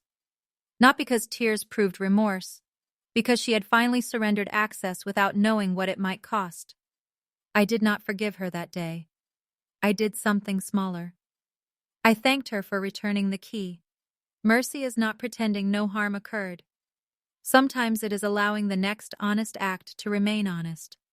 Grandpa stayed at the farmhouse for another 14 months. I visited most weekends. We reorganized his record. Not because he expected another theft. Because he wanted the truth easy to find. We labeled boxes, scanned letters, photographed objects. Recorded him telling stories that had never appeared in my mother's history displays. Ruth Mercer's $900, Grandma Helen repairing the hardware store books after a flood. Aunt Rebecca covering payroll during a bad winter. Employees whose names had been forgotten. Women who had carried the business without appearing on the official line of succession. Grandpa made me promise the foundation would create a public archive. No hero wall, he said. What should it be? A work wall. What is the difference? Heroes stand alone. Work never does. We opened the archive the following spring inside 2 renovated rooms above Mercer Hardware. The first display featured Ruth's original partnership agreement. Her photograph stood beside it. The caption read, Ruth Mercer invested $900, kept the accounts, negotiated the original lease, and helped preserve the business through its earliest years. Her contribution was removed from the official ownership record, but not from the history. No inflated language, no polished myth. Just what happened. The second display showed ordinary records. Invoices, payroll books, repair receipts, employee photographs. The small things that kept a business alive. My art award drawing was not included. That story belonged to me. I kept it in my apartment beside the photograph Grandpa took. Grant attended the opening. He wore a plain gray jacket and arrived without telling anyone. He stood in front of Ruth's agreement for a long time. Then he said, "Dad never told me." Grandpa did not know until later. Would it have changed anything? For Dad? Yes. I don't know. Grant nodded. What about me? You tell me. He looked at the line recording Ruth's contribution. $900. I think I would have asked better questions. You can still ask them. He began volunteering with the archive twice a month. Not as director, not as future steward. He entered dates into the database and scanned photographs. Quiet work. He was good at it. That surprised both of us. My relationship with him did not become close overnight. We did not erase 30 years because he apologized once. But we built something smaller and more honest. He stopped asking whether I forgave him. I stopped expecting every kindness to contain a request. That was progress. My father came to the archive opening but remained near the door. He looked at Ruth's photograph, then at me. He did not give a speech. That may have been the most respectful thing he had ever done at a family event. My mother did not attend. She sent flowers. Not foundation flowers. She paid for them herself. The card read, "For the names we failed to keep." I placed the flowers beneath Ruth's photograph. 3 months later, Grandpa suffered a stroke. It happened on a Tuesday morning while he was making coffee. The neighbor found him. He lived for 9 days. During that time, he spoke only a few clear sentences. One was to Clara, one was to my father, one was to me. I sat beside his hospital bed, holding the hand that had written every amount, date, promise, and warning. His fingers moved weakly against mine. "The key?" he asked. "I still have it. Doesn't open anything." "I know." He breathed out. "Good." I leaned closer. "Why is that good?" "Means the lock changed." His eyes closed. That was Grandpa. Even at the end, a key was not valuable because it opened a door. It was valuable because it proved we knew when the door needed changing. He died early Thursday morning. My father was in the room. So was I. My mother waited in the hallway. Grant was driving from Louisville and arrived 23 minutes too late. No one gave a speech. No one arranged us. We stood where grief placed us. The funeral was held at the small brick church near the courthouse. My mother asked whether she should prepare a family history display. I said no. She accepted the answer. Aunt Rebecca brought lemon cake to the farmhouse afterward. Grant burned the coffee. My father sat at the kitchen table beneath the old light and stared at the burn mark from 1978. "He wrote that down too," he said. "What?" "The newspaper fire." I found the notebook. April 9th, 1978. Daniel tried lighting candle with newspaper. Table damaged. No one hurt. Boy frightened, but denied it. My father read the entry, then laughed and cried at the same time. He knew I was scared. Yes. He never said. He wrote it. My father touched the page.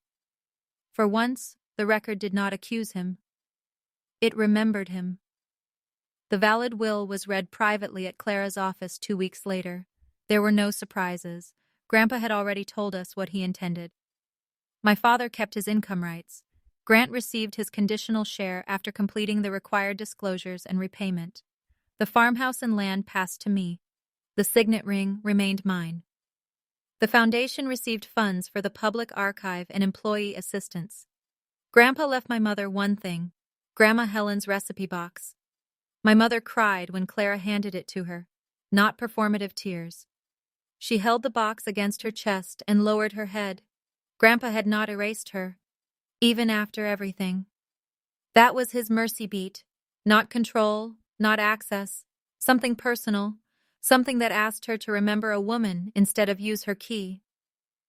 I moved into the farmhouse the following year. Not permanently at first. Weekends, then longer. I repaired the porch railing with oak instead of pine. It cost $58 more. I could hear Grandpa objecting. I kept the old desk in the study, the bottom drawer no longer locked.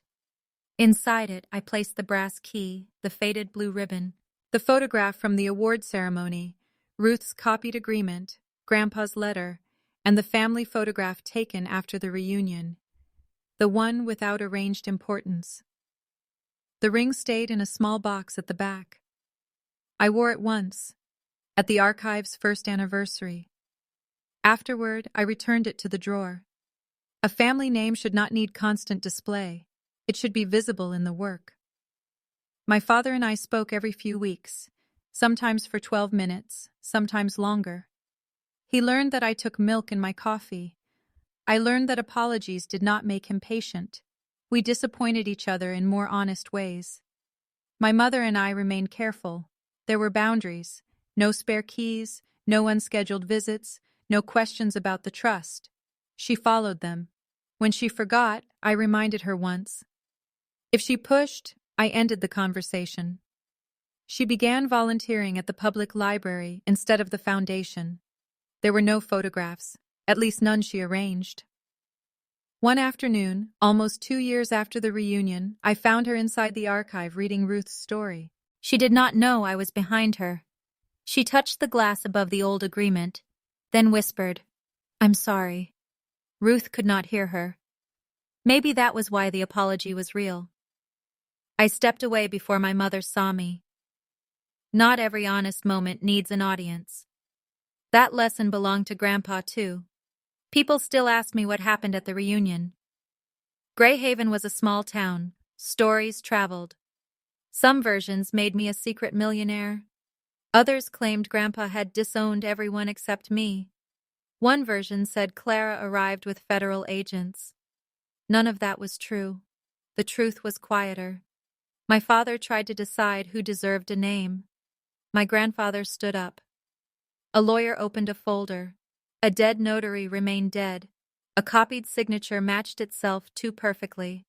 A woman erased from the beginning of our history returned through an old piece of paper, and I stopped making myself smaller to protect people from what I could see. A name does have to be earned. My father was right about that. But it is not earned through obedience. It is not earned through public approval, inherited titles, expensive dinners, or standing in the center of a photograph. It is earned in the quiet moment when you could change the story for your own benefit and choose to keep the truth intact.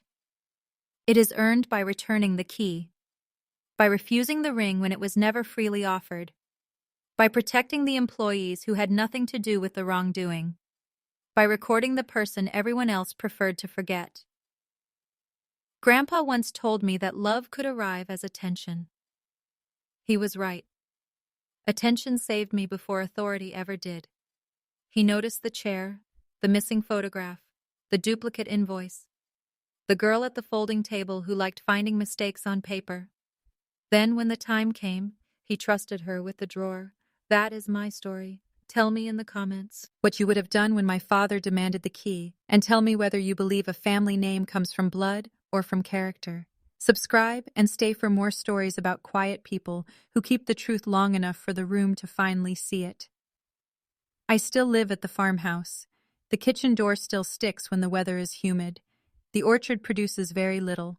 The old table still carries the burn mark from 1978. And inside the unlocked bottom drawer of Grandpa's desk, The brass key rests beside a letter with my name on it. It opens nothing now. That is how I know it did its job.